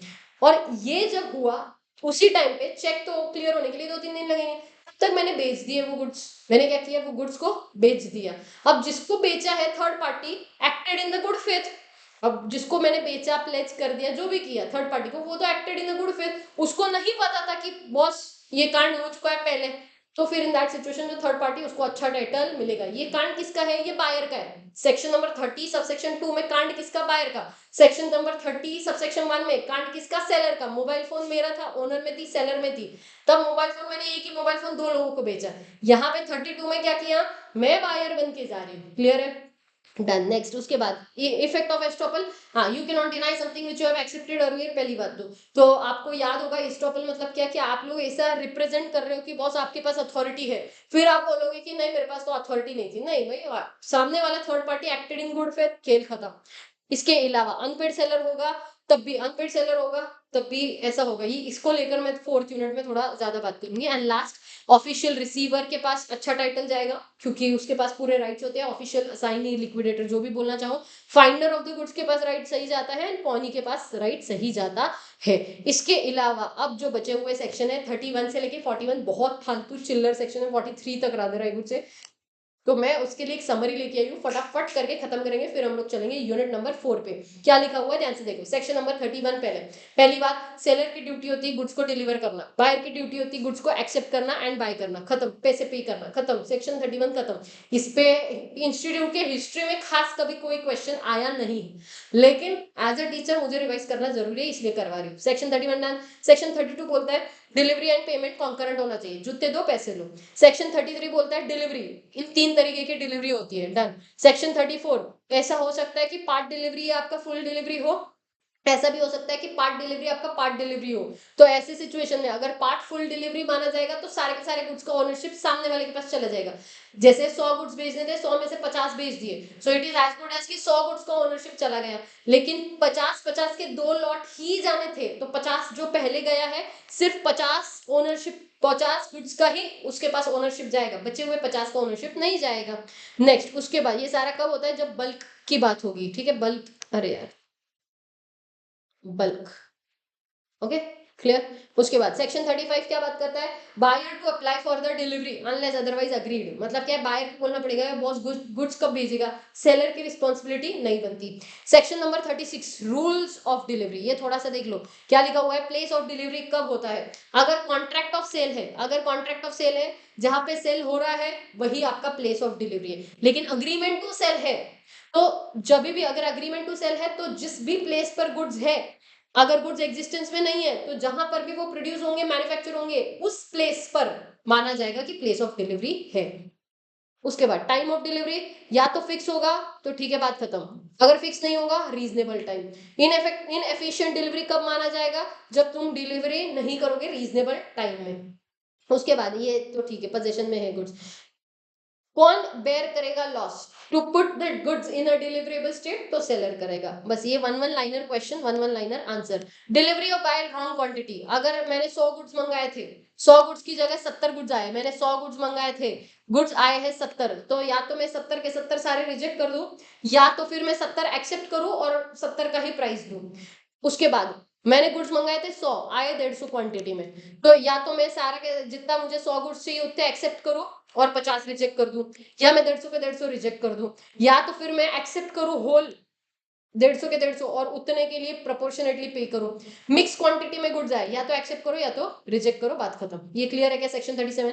उसके बाद 38 इंस्टॉलमेंट में पेमेंट कभी नहीं होगा अनलेस अदरवाइज अग्रीड। उसके बाद 39 delivery to the carrier prima facie actual में रिस्क, जैसे ही ट्रांसपोर्टेशन के लिए गुड्स गए आपके, किसकी होती है, बायर की होती है। उसके बाद रिस्क सारे बायर के पास ट्रांसफर होता है। उसके बाद डिस्टेंस प्लेस, अगर अलग अलग जगह पे, मतलब क्या डिस्टेंट प्लेस पे है, महाराष्ट्र एंड गुजरात दो अलग अलग जगह है, तो unless otherwise specified, unless otherwise specified risk किसका, सेलर का होगा। उसके बाद 41 गुड्स जब भी बायर बाय करेगा तो उसने क्या करना चाहिए, एग्जामाइन करके लेना चाहिए। क्या एग्जामाइन करके लेना चाहिए, कैरियर जो गुड्स है वो जो भी कैरियर से आ रहा है तो जो भी उसने डिस्क्रिप्शन दिया था, सैंपल दिखा था, उसके हिसाब से मैच हो रहा है या नहीं। अच्छा एक मिनट, सेक्शन नंबर 39 मतलब ये है कि गुड्स अगर कैरियर को दे दिए इसका मतलब रिस्क बायर के पास ट्रांसफर हो चुकी है। एंड सेक्शन 40 का मतलब है कि बायर की ओनरशिप जा चुकी है। लेकिन अगर दो अलग अलग जगह पे डिस्टेंस प्लेस पर होगा अगर डिलीवरी, तो जो भी रिस्क होगा वो सेलर के पास ही रहेगा, ये थोड़ा सा देख लेना। उसके बाद 42 सेम एज सेक्शन नंबर 24 43 कि बायर के पास 43 का रियल एग्जांपल मेरे साथ हो चुका है कि मैंने अमेजोन से गुड्स मंगाए थे, मुझे पसंद नहीं आए, मैंने रिजेक्ट कर दिया, ठीक है, मैंने रिटर्न का ऑर्डर डाल दिया था, लेकिन अमेजोन वाला वो लेने के लिए कभी आया ही नहीं, तो buyer is not responsible, buyer is not bound to return the rejected goods. मैं अमेजोन को कॉल कर करके नहीं बोलूंगी कि बॉस तुम्हारे रिटर्न रिजेक्ट किए हुए गुड्स को लेके जाओ, नहीं, पैसे भी आ गए फिर भी गुड्स मेरे पास ही पड़े हैं तो पड़े रहने दो, कोई फर्क नहीं पड़ता है। क्लियर है क्या। इसी के साथ हमारा यूनिट नंबर 3 भी खत्म होता है। अब हम लोग चलेंगे यूनिट नंबर 4 के साथ, ठीक है। With lots of energy we are going to revise unpaid seller का जो यूनिट है, जो सेल ऑफ गुड्स एक्ट का 4th यूनिट है, जो कि काफी इंटरेस्टिंग है। इस पे एग्जाम में क्वेश्चन आना ही है, तो छोड़ के जाने जैसा वैसे भी है नहीं, बहुत आसान है। अगर थोड़ी सी चीजें थोड़ा लॉजिकली अगर आप सोचोगे तो समझ जाएगा कि unpaid seller is nothing but एक ऐसा पर्सन जिसने गुड्स तो बेचे लेकिन उसको उसका प्राइस वापस नहीं मिला, तो उसके पास ऑब्वियस सी बात है कहीं ना कहीं तो राइट्स होंगे कि उसको वो अपना जो भी गुड्स है उसका प्राइस वापस मिले। इस बात के लिए तो सबसे पहला अनपेड सेलर का मतलब क्या होता है, अनपेड सेलर का एक डेफिनेशन दिया हुआ है section 45 of sale of goods act 1913 ने। क्या लिखा हुआ है, सबसे पहला तो ऐसा पर्सन जिसको whole of the price has not been paid or tendered, मतलब जिसे प्राइस जो है उस गुड्स का पूरा नहीं मिला है वो, या फिर जिसने डिसऑनर किया है निगोशिएबल इंस्ट्रूमेंट को या फिर बिल ऑफ एक्सचेंज को, which has been received as a conditional payment dishonoured or otherwise. मतलब क्या कि जैसे फॉर एग्जांपल ये ऐसा हुआ कि मैंने आपको गुड्स बेचे, अज्यूम करते हैं मैंने आपको ये गुड्स बेचा, ये गुड्स जो है मैंने आपको बेचा, इसके बदले में आपने मुझे बिल्स ऑफ एक्सचेंज दिया था या निगोशिएबल इंस्ट्रूमेंट का एक क्या बोल सकते हैं, कोई ना कोई निगोशिएबल इंस्ट्रूमेंट दिया था जिसपे मैंने साइन किया था कि 8 दिन के बाद मैं आपको पैसा दूंगी। मैंने 8 दिन के बाद भी पैसा नहीं दिया है, उस बिल ऑफ एक्सचेंज को मैंने डिसऑनर कर दिया, then in that situation you can say that you are an unpaid seller. तो दो चीजें, एक तो whole of the price has not been paid and the second is bill of exchange जो भी है या फिर निगोशिएबल इंस्ट्रूमेंट से अदर निगोशिएबल इंस्ट्रूमेंट जो कि conditional, condition is nothing but कि 8 दिन के बाद पेमेंट देना होगा या फिर ऐसा, ये जो कंडीशन जो डाला था, कंडीशनल पेमेंट जो किया था उसको आपने डिसऑनर कर दिया, then you can say that you are an unpaid seller. Now seller का जो डेफिनेशन है उस सेलर के डेफिनेशन में एजेंट ऑफ द सेलर भी आता है या फिर ऐसा पर्सन जिसको आपने बिल ऑफ लैडिंग जो है वो एंडोर्स किया हो या फिर कंसाइनर और द एजेंट और who has himself paid or is directly responsible for price। this is nothing but एक ऐसा पर्सन जो कि प्राइस के लिए, प्राइस कलेक्शन के लिए रिस्पॉन्सिबल है, कंसाइनर हो सकता है या फिर कोई जो बिल ऑफ लैडिंग जो है जिसके पास है या फिर ऐसा पर्सन जो एजेंट है सेलर का। ये सब लोग आएंगे, ऐसा जरूरी नहीं कि जो ओनर है वही सिर्फ और सिर्फ वही, उसको पैसा ना देने की वजह से वो अनपेड सेलर बन जाएगा। उसके एजेंट को भी अगर पैसा नहीं दिया है तो फिर in that situation also unpaid seller का डेफिनेशन इंक्लूड होगा, मतलब लगेगा। तो अनपेड सेलर को दो तरीके से राइट्स होंगे, एक तो rights against the goods and the second is rights against the buyer, जो कि जिस भी बंदे ने ये बाय किया है उसके अगेंस्ट के कुछ राइट्स और जो गुड्स उसने बाय करे हैं उसके अगेंस्ट के कुछ राइट्स। तो सबसे पहले तो सेक्शन 46 में अगेंस्ट द गुड्स के जो राइट्स है उसके बारे में लिखा है, जिसमें सबसे पहला जिसने उस सेक्शन 46 में क्या लिखा है, सेक्शन 46 में ये लिखा है कि unpaid seller has the rights against goods as first is right of lien, the second is stoppage and transit and the third right is resale का। ये सेक्शन 46 में लिखा हुआ है। अब सेक्शन 46 में जो राइट ऑफ लियन लिखा हुआ है उसके बारे में डिटेल डिस्कशन सेक्शन 47 में किया है। तो ये सारी चीजें लिंक में है। सबसे पहले तो section 46 rights of the unpaid seller against the goods, उसमें सेक्शन 46 आता है। सेक्शन 46 में सबसे पहला राइट दिया है राइट ऑफ लियन जो कि सेक्शन 47 में दिया। उसमें क्या लिखा हुआ है, right of lien, the goods sold without any stipulation as to credit, the goods sold on credit but the terms has expired and the buyer becomes insolvent. मतलब this is nothing but right of lien, इसे बोला जाता है retain, यानी कि क्या कि जो भी गुड्स जो आपने सेल किए हैं उनको आप उनके पोजीशन को आप रिटेन करके रख सकते हो अपने पास जब तक सामने वाला पैसा पे नहीं करता है। अब सामने वाला कौन सा पैसा पे नहीं कर रहा है, ये कौन से सिचुएशन में डिटरमाइन किया जाएगा? 3 सिचुएशन। पहला कि आपने कोई ना कोई गुड्स जो है वो क्रेडिट पे दिए हैं और क्रेडिट टर्म एक्सपायर हो गया। दूसरा, आपने क्रेडिट पे बेचा ही नहीं है, आपने कोई स्टिपुलेशन यानी कि आपने कोई रिक्वायरमेंट क्रेडिट की रखी ही नहीं आपके कॉन्ट्रैक्ट में और सामने वाले ने पैसा नहीं दिया। और तीसरा, बायर इंसॉल्वेंट हो गया। Then in these 3 situation right of lien आप एक्सरसाइज कर सकते हो एज पर सेक्शन 47। सेक्शन 48 ये बोलता है, ये सेक्शन 47 की बात हो गई। सेक्शन 47 के बाद सेक्शन 48 ये बोलता है कि पार्ट डिलीवरी, मतलब क्या, अगर ऐसा है कि जो गुड्स है, अज्यूम करो ये गुड्स है, इन गुड्स को पार्ट में डिलीवर किया है, half part and half part ये है, तो ये जो हाफ पार्ट है, इस हाफ पार्ट को जो डिलीवर किया है एंड इस हाफ पार्ट को डिलीवर नहीं किया, तो जो डिलीवर नहीं किया है उसका तो राइट मैं लियन, मतलब राइट ऑफ लियन एक्सरसाइज कर सकती हूँ, मतलब ही मेरे पोजीशन में उन गुड्स को रख सकती हूँ, रिटेन कर सकती हूँ। लेकिन जो गुड्स मैंने ऑलरेडी डिलीवर कर दी है उसमें मैं राइट ऑफ लियन एक्सरसाइज नहीं कर सकती अनलेस एंड अनटिल क्या, no right of lien only if the circumstances shows that the agreement to waive of the lien. मतलब क्या, अगर कोई सर्कमस्टेंसेस ऐसा मतलब इंडिकेशन दे रहा है कि आपने जो है वो राइट ऑफ लियन, जो भी गुड्स डिलीवर कर दिए हैं, जो भी गुड्स आपने डिलीवर कर दिए हैं उस पे आप राइट ऑफ लियन एक्सरसाइज नहीं कर सकते, ऐसे सर्कमस्टेंसेस शो हो रहे हैं तो फिर आप नहीं कर सकते। अदरवाइज यू कैन, जो डिलीवर हुआ पार्ट है लेकिन जो डिलीवर नहीं किया है उस पे राइट ऑफ लियन एक्सरसाइज हो सकता है। लेकिन ये ध्यान रखना, जब भी आप राइट ऑफ लियन एक्सरसाइज करते हो, मतलब एज ए सेलर आप उन गुड्स को पोजीशन में, आपके पोजीशन में रिटेन करते हो, रखते हो, इन दैट सिचुएशन जो भी पोजीशन में रखे हुए गुड्स होते हैं, जो भी पर्सन होगा, एजेंट हो सकता है, सेलर हो सकता है, जो भी है, उसने उन गुड्स को एज अ बेली के कैपेसिटी में रखना है। मतलब he should be responsible to take care of those goods, मतलब ऐसा रखना है एज इफ वो गुड्स उसके खुद के हैं। इस तरीके से आपको गुड्स रखने हैं। तो ये कहाँ लिखा हुआ है? ये सेक्शन 48 में लिखा है। नाउ सेक्शन 49 क्या बात करता है? सेक्शन 49 बताता है कि ये जो राइट ऑफ लियन है ये टर्मिनेट कब होगा, मतलब खत्म कब होगा।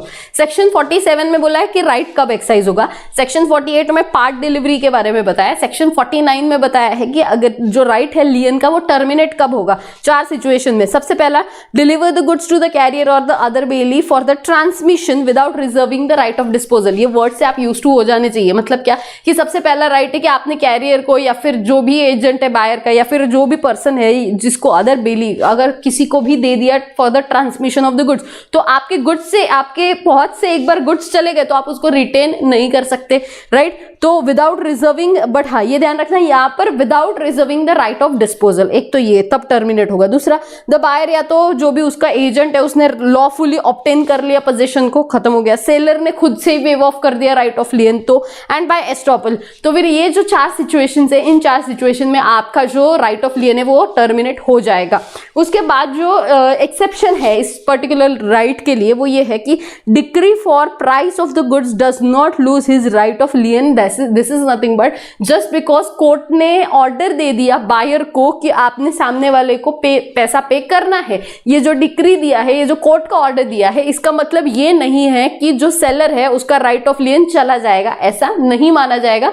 राइट ऑफ लियन उसके पास तभी भी रहेगा भले ही कोर्ट ने ऑर्डर क्यों ना दिया हो पैसा पे करने का। तो ये सेक्शन 46, 47, 48, 49 ये 4 सेक्शन में ये सारी चीजें लिखी है। उसके बाद आगे लिखा हुआ है right of stoppage and transit, यानी कि क्या ये सेक्शन 50 में बात कर रहा हुआ है ये सारी चीजों को लेके। सेक्शन 50 में बात करी है, 47 हो गया, 48, 49, अब 50 की बात करेंगे। 50 में right of stoppage and transit. Stoppage and transit, unpaid seller has parted the goods, parted with the goods and the buyer has become insolvent. In short, parted with nothing but सीधी सी लैंग्वेज में जो भी goods है वो goods सामने वाले ने, जो सेलर है उसने डिलीवरी के लिए भेज दिए, उससे अलग कर दिए एंड ट्रांजिट में चले गए एंड उसी टाइम पे बायर जो है वो उस वक्त वहां पर इंसॉल्वेंट हो गया। बायर इंसॉल्वेंट होना जरूरी है एंड गुड्स को भेजना जरूरी है। ये दोनों सिचुएशंस में क्या होगा, goods must be, seller must be unpaid seller. पहली चीज तो मुझे पैसा मिला नहीं, मैं अनपेड सेलर हूं। दूसरी चीज मैंने गुड्स भेज दिए, ट्रांजिट में है।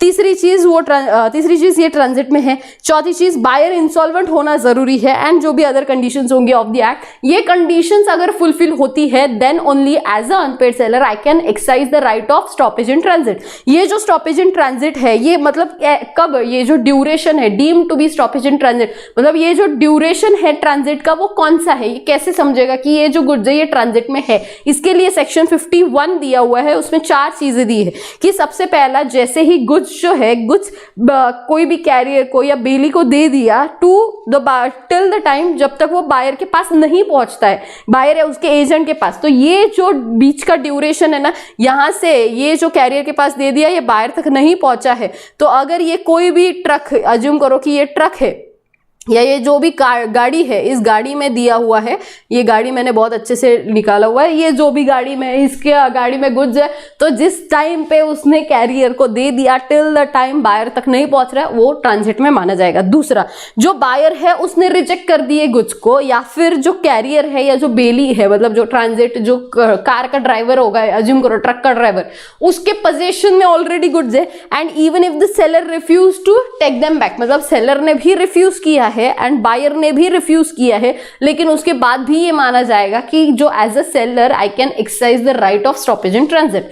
तीसरी चीज, जो भी शिप चार्टर्ड है, मतलब कि जो भी अगर शिप से आप कोई गुड्स भेजते हो तो जो शिप का जो भी, मतलब शिप में जो मास्टर है वो as a master of the ship है, मतलब वो not in the capacity of the agent of the buyer अगर होगा तो फिर deem to be in transit है, मतलब वो बायर का उसका कोई लेना देना नहीं तो deem to be in transit. लेकिन अगर वो बायर का लेना देना है तो फिर वो अगर बायर का एजेंट है तो वहीं पर खत्म हो गया आपका स्टॉपेज इन ट्रांजिट, क्योंकि ऑलरेडी लॉफुली पोजीशन चला गया है बायर को या तो उसके एजेंट को, तो फिर वो अज्यूम किया जाएगा कि स्टॉपेज इन ट्रांजिट आप एक्सरसाइज नहीं कर सकते। उसके बाद पार्ट डिलीवरी, अगर ऐसा होता है कि गुड्स जो है वो आधे भेजे हैं आधे नहीं, तो जो भी रिमेनिंग गुड्स है ठीक है, जो रिमाइंडर है जो भी still in transit unless the circumstances as to show that the agreement to given up the right of stoppage in transit. सबसे पहली चीज, अगर आधे गुड्स गए हैं तो आधे गुड्स को आप स्टॉपेज इन ट्रांजिट एक्सरसाइज कर सकते हो, बचे हुए जो आधे होंगे उन पे आप राइट ऑफ लियन एक्सरसाइज कर सकते हो। उसके बाद how the stoppage in transit works, give up the position of the whole of the goods. Stoppage of transit कैसे वर्क करता है? सबसे पहले तो जैसे अपने जो स्टॉपेज इन ट्रांजिट है, तो स्टॉपेज इन ट्रांजिट इफेक्ट ऐसा करता है कि कॉन्ट्रैक्ट तो वैसा ही रहेगा, भले कोई भी स्टॉपेज इन ट्रांजिट एक्सरसाइज क्यों ना करे, contract will remain as a enforceable contract, और सामने वाला उससे वो प्राइस मांग सकता है, सेलर जो है वो बायर से प्राइस मांगेगा। इसका मतलब ये नहीं कि स्टॉपेज इन ट्रांजिट कर दिया तो कॉन्ट्रैक्ट खत्म हो गया, ऐसा नहीं अज्यूम किया जाएगा।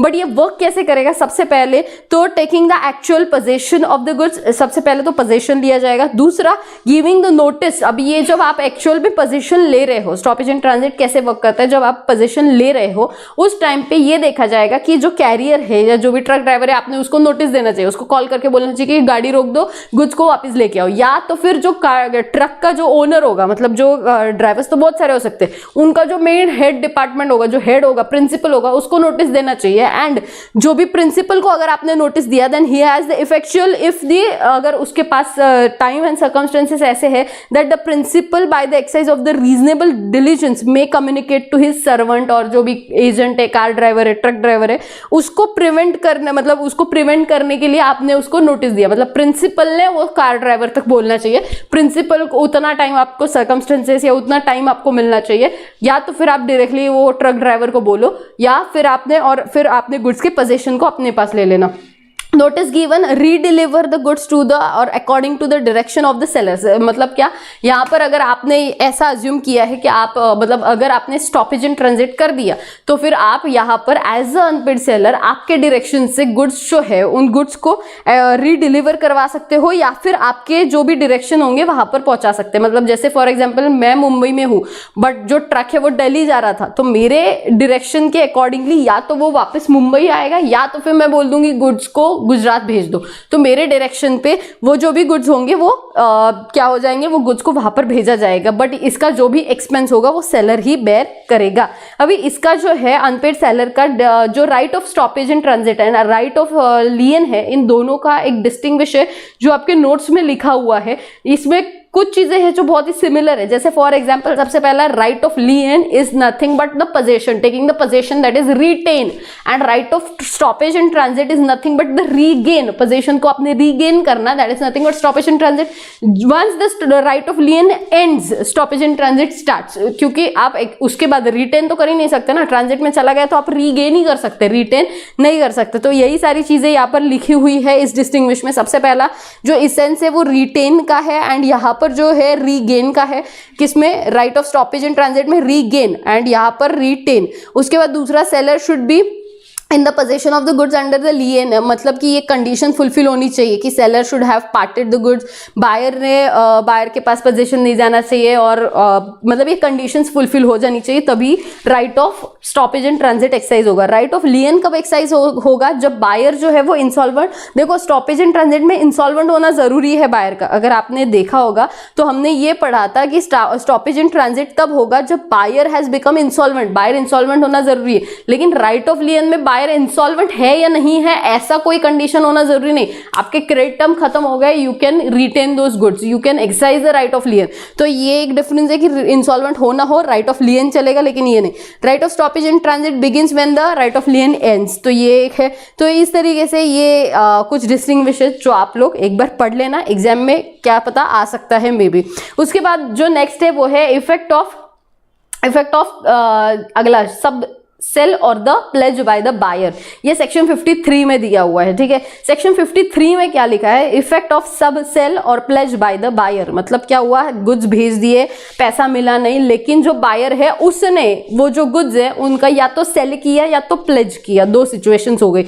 तो सबसे पहला, unpaid seller's right is not affected, मेरा राइट जो है एज अ अनपेड सेलर कुछ भी अफेक्ट नहीं होगा except when the he assented to the sale made by the buyer, मतलब क्या, सेलर ने ऑलरेडी बायर को बोल दिया हाँ ठीक है ना तू पैसे दे देगा तू जो चाहे वो कर दे गुड्स के साथ। तो मैंने ऑलरेडी एसेंट दे दिया था फॉर सेल, और जो भी गुड्स प्लेज करना चाहता है वो उस चीज के लिए ऑलरेडी अगर मैंने एसेंट दिया है देन मेरा लॉस सारा राइट जो है वो सारे लॉस्ट हो जाएंगे। बट अगर मैंने एसेंट नहीं दिया है तो फिर मेरे पास राइट्स रहेंगे। उसके बाद दूसरा, document of title of the goods has not been transferred to the buyer and he in turn has transfer it to the subsequent buyer. जो भी सब्सिक्वेंट बायर है जिसने भी बाय किया है उसने गुड फेथ एंड वैल्यू में लिया है। अगर उसने ट्रांसफर किया by way of a sale तो फिर जो सेल करने के बाद तो डिफीट हो गया राइट। लेकिन अगर by way of a pledge किया है तो फिर जो प्लेजी बन जाएगा वो, ठीक है, अनपेड सेलर है, बायर है, और आपने क्या किया, उसको एज अ प्लेज कर दिए गुड्स। प्लेज करना यानी कि गिरवी रखना, तो आपने प्लेज कर दिए गुड्स को। जैसे ही गुड्स को आपने प्लेज किए वो उसके लिए इंडियन कॉन्ट्रैक्ट एक्ट में एक कॉन्ट्रैक्ट होता है, कॉन्ट्रैक्ट ऑफ प्लेज, उसमें जितने भी राइट्स दिए हुए हैं वो प्लेजी बन जाएगा, आप प्लेजर बन जाते हो। तो वो जो प्लेजी है उसके जो भी राइट्स है वो उसके सब्जेक्टिव टू दोज राइट्स, उसके बाद जो भी मेरे राइट्स होंगे वो मैं एक्सरसाइज कर सकती हूँ, अदरवाइज नहीं। तो लेकिन अगर सेल कर दिया और सेल करने के बाद आपने उसको गुड फेथ में फॉर वैल्यू सेल किया है और वो भी उसको नोटिस नहीं है ये सारी चीजों का, then in that case he will get a good title एंड वो भी मेरे पास जो भी राइट्स है वो मैं एक्सरसाइज नहीं कर सकती, ना लियन का राइट ना स्टॉपेज एंड ट्रांजिट का राइट, ये वहां पर बोला गया है। उसके बाद ना लियन का राइट ना स्टॉपेज एंड ट्रांजिट का राइट हम एक्सरसाइज कर सकते हैं, अदरवाइज हम कर सकते हैं। सेल है तो फिर खत्म, डिफीट हो गए हमारे राइट्स। प्लेज है तो फिर हम कर सकते हैं, लेकिन ये ध्यान रखना यहां पर एक लाइन लिखा था, however the pledgee may require us to first instance other goods or the security for the pledger available to himself to satisfy his claim. मतलब क्या, जैसे फॉर एग्जाम्पल जो भी कॉन्ट्रैक्ट हुआ था मेरा और आपका as a unpaid seller and buyer, वो इस माउस का हुआ था जो आपने प्लेज किया, लेकिन जिसको आपने प्लेज किया था उसके पास आपकी ऑलरेडी दूसरी कोई तो प्रॉपर्टी है जो आपने गिरवी रखी है। क्या किया है आपने, दूसरी कोई तो प्रॉपर्टी है जो गिरवी रखी हुई है। तो जो दूसरी प्रॉपर्टी आपने गिरवी रखी होगी वो प्रॉपर्टी मुझे मेरे क्लेम को सेटिस्फाई करने के लिए प्लेजी चाहे तो दे सकता है, ऐसा वहां पर लिखा है। दूसरी प्रॉपर्टी चाहे तो दे सकता है, ऐसा लिखा हुआ है। उसके बाद आगे चलेंगे, आगे लिखा हुआ है राइट ऑफ रीसेल, जो कि सेक्शन 54 में दिया है। ये 53 हो गया, ठीक है। तो सबसे पहले हमने देखा कि राइट्स जो दिए वो सेक्शन 46 में दिए, फिर 47 में लियन, फिर 48 में पार्ट डिलीवरी, 49 में क्या था, 49 में टर्मिनेशन ऑफ लियन था। टर्मिनेशन होने के बाद 49 होने के बाद 50 में हमने स्टॉपेज एंड ट्रांजिट देखा, 51 में भी हम लोगों ने देखा कि कैसे ड्यूरेशन क्या होगा, फिर 52 में भी क्या इफेक्ट होगा उसका, कैसे करेंगे वो। 53 में अगर बायर ने वो सब सेल या सब लीज कर दिया, सब प्लेज कर दिया तो क्या होगा। उसके बाद सेक्शन 54 में जो तीसरा राइट है जो सेक्शन 46 में देखा था, तीसरा राइट रीसेल का, रीसेल का एज अ अनपेड सेलर है, लेकिन रीसेल कौन कर रहा है, अब अनपेड सेलर। ये वाला जो सेल है ये बायर ने किया है, सेक्शन 53 में जो सेल किया है ये बायर से हुआ है। ये वाला जो राइट है रीसेल का ये सेलर का राइट है सेक्शन 54 का। तो राइट ऑफ रीसेल का क्या होता है, बहुत सीधी सी बात है, अगर पेरिशेबल नेचर के गुड्स है तो जो बायर है, अगर मैं सेलर हूं, मैंने आपको बोला कि आके गुड्स लेके जाओ, आप नहीं आ रहे और पैसा भी नहीं दे रहे हैं, देन एज अ सेलर मेरे पास अगर वो गुड्स है तो फिर मेरे पास, मुझे आपको एज अ बायर इंटीमेट करने की जरूरत नहीं है, मैं वो डायरेक्टली जाके बेच सकती हूँ, गुड्स रीसेल कर सकती हूँ। दूसरा, अगर पेरिशेबल नेचर के गुड्स नहीं है तो मैंने आपको नोटिस देना चाहिए, देखो आप पैसे दे दो, आज के दिन आपको टाइम देते हैं, अगर आपने नहीं दिया तो हम लोग बेच देंगे गुड्स। अगर ऐसा नोटिस मैंने आपको दिया है तो क्या होगा, और नोटिस नहीं दिया और बेचा तो क्या होगा।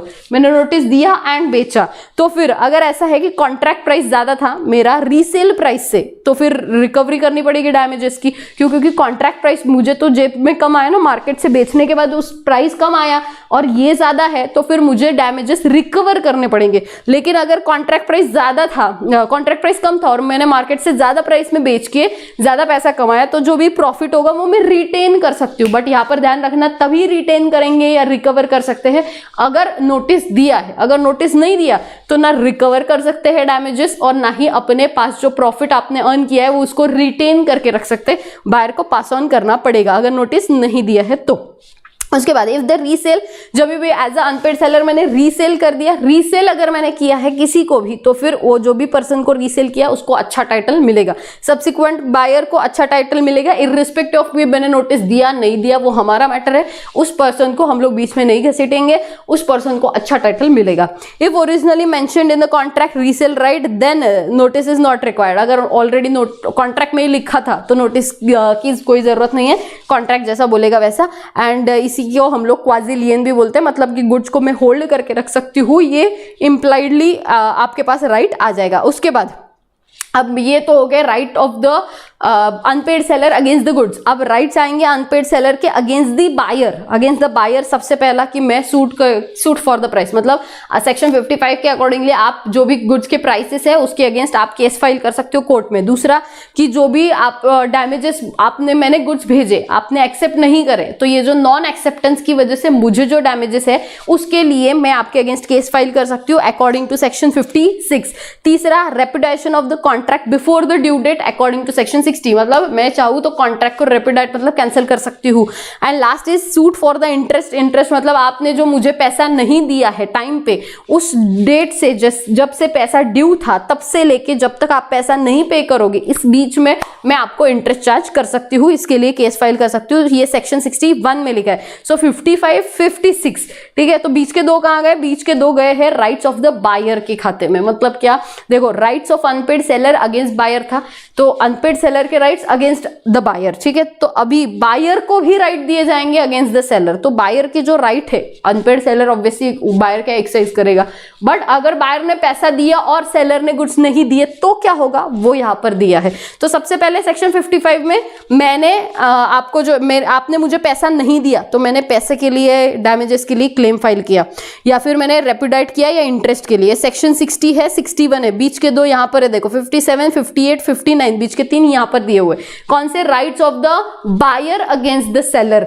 तो सबसे पहले पैसे तो दिए, लेकिन अगर गुड्स नहीं दिए तो डैमेजेस क्लेम कर सकते हैं। दूसरा स्पेसिफिक परफॉर्मेंस आप बोल सकते हो, मतलब क्या कोर्ट में आप अपील कर सकते हो and court as a remedy 4 चीजें बोल सकता है। सबसे पहला तो जो भी स्पेसिफिक गुड्स है या सर्टन गुड्स है उनका आपने डिलीवरी करो, ऐसा मुझे बोलेगा कोर्ट, या तो फिर subject to the provisions of specific relief act 1963, ये रिलीफ एक्ट के सब्जेक्ट टू दैट।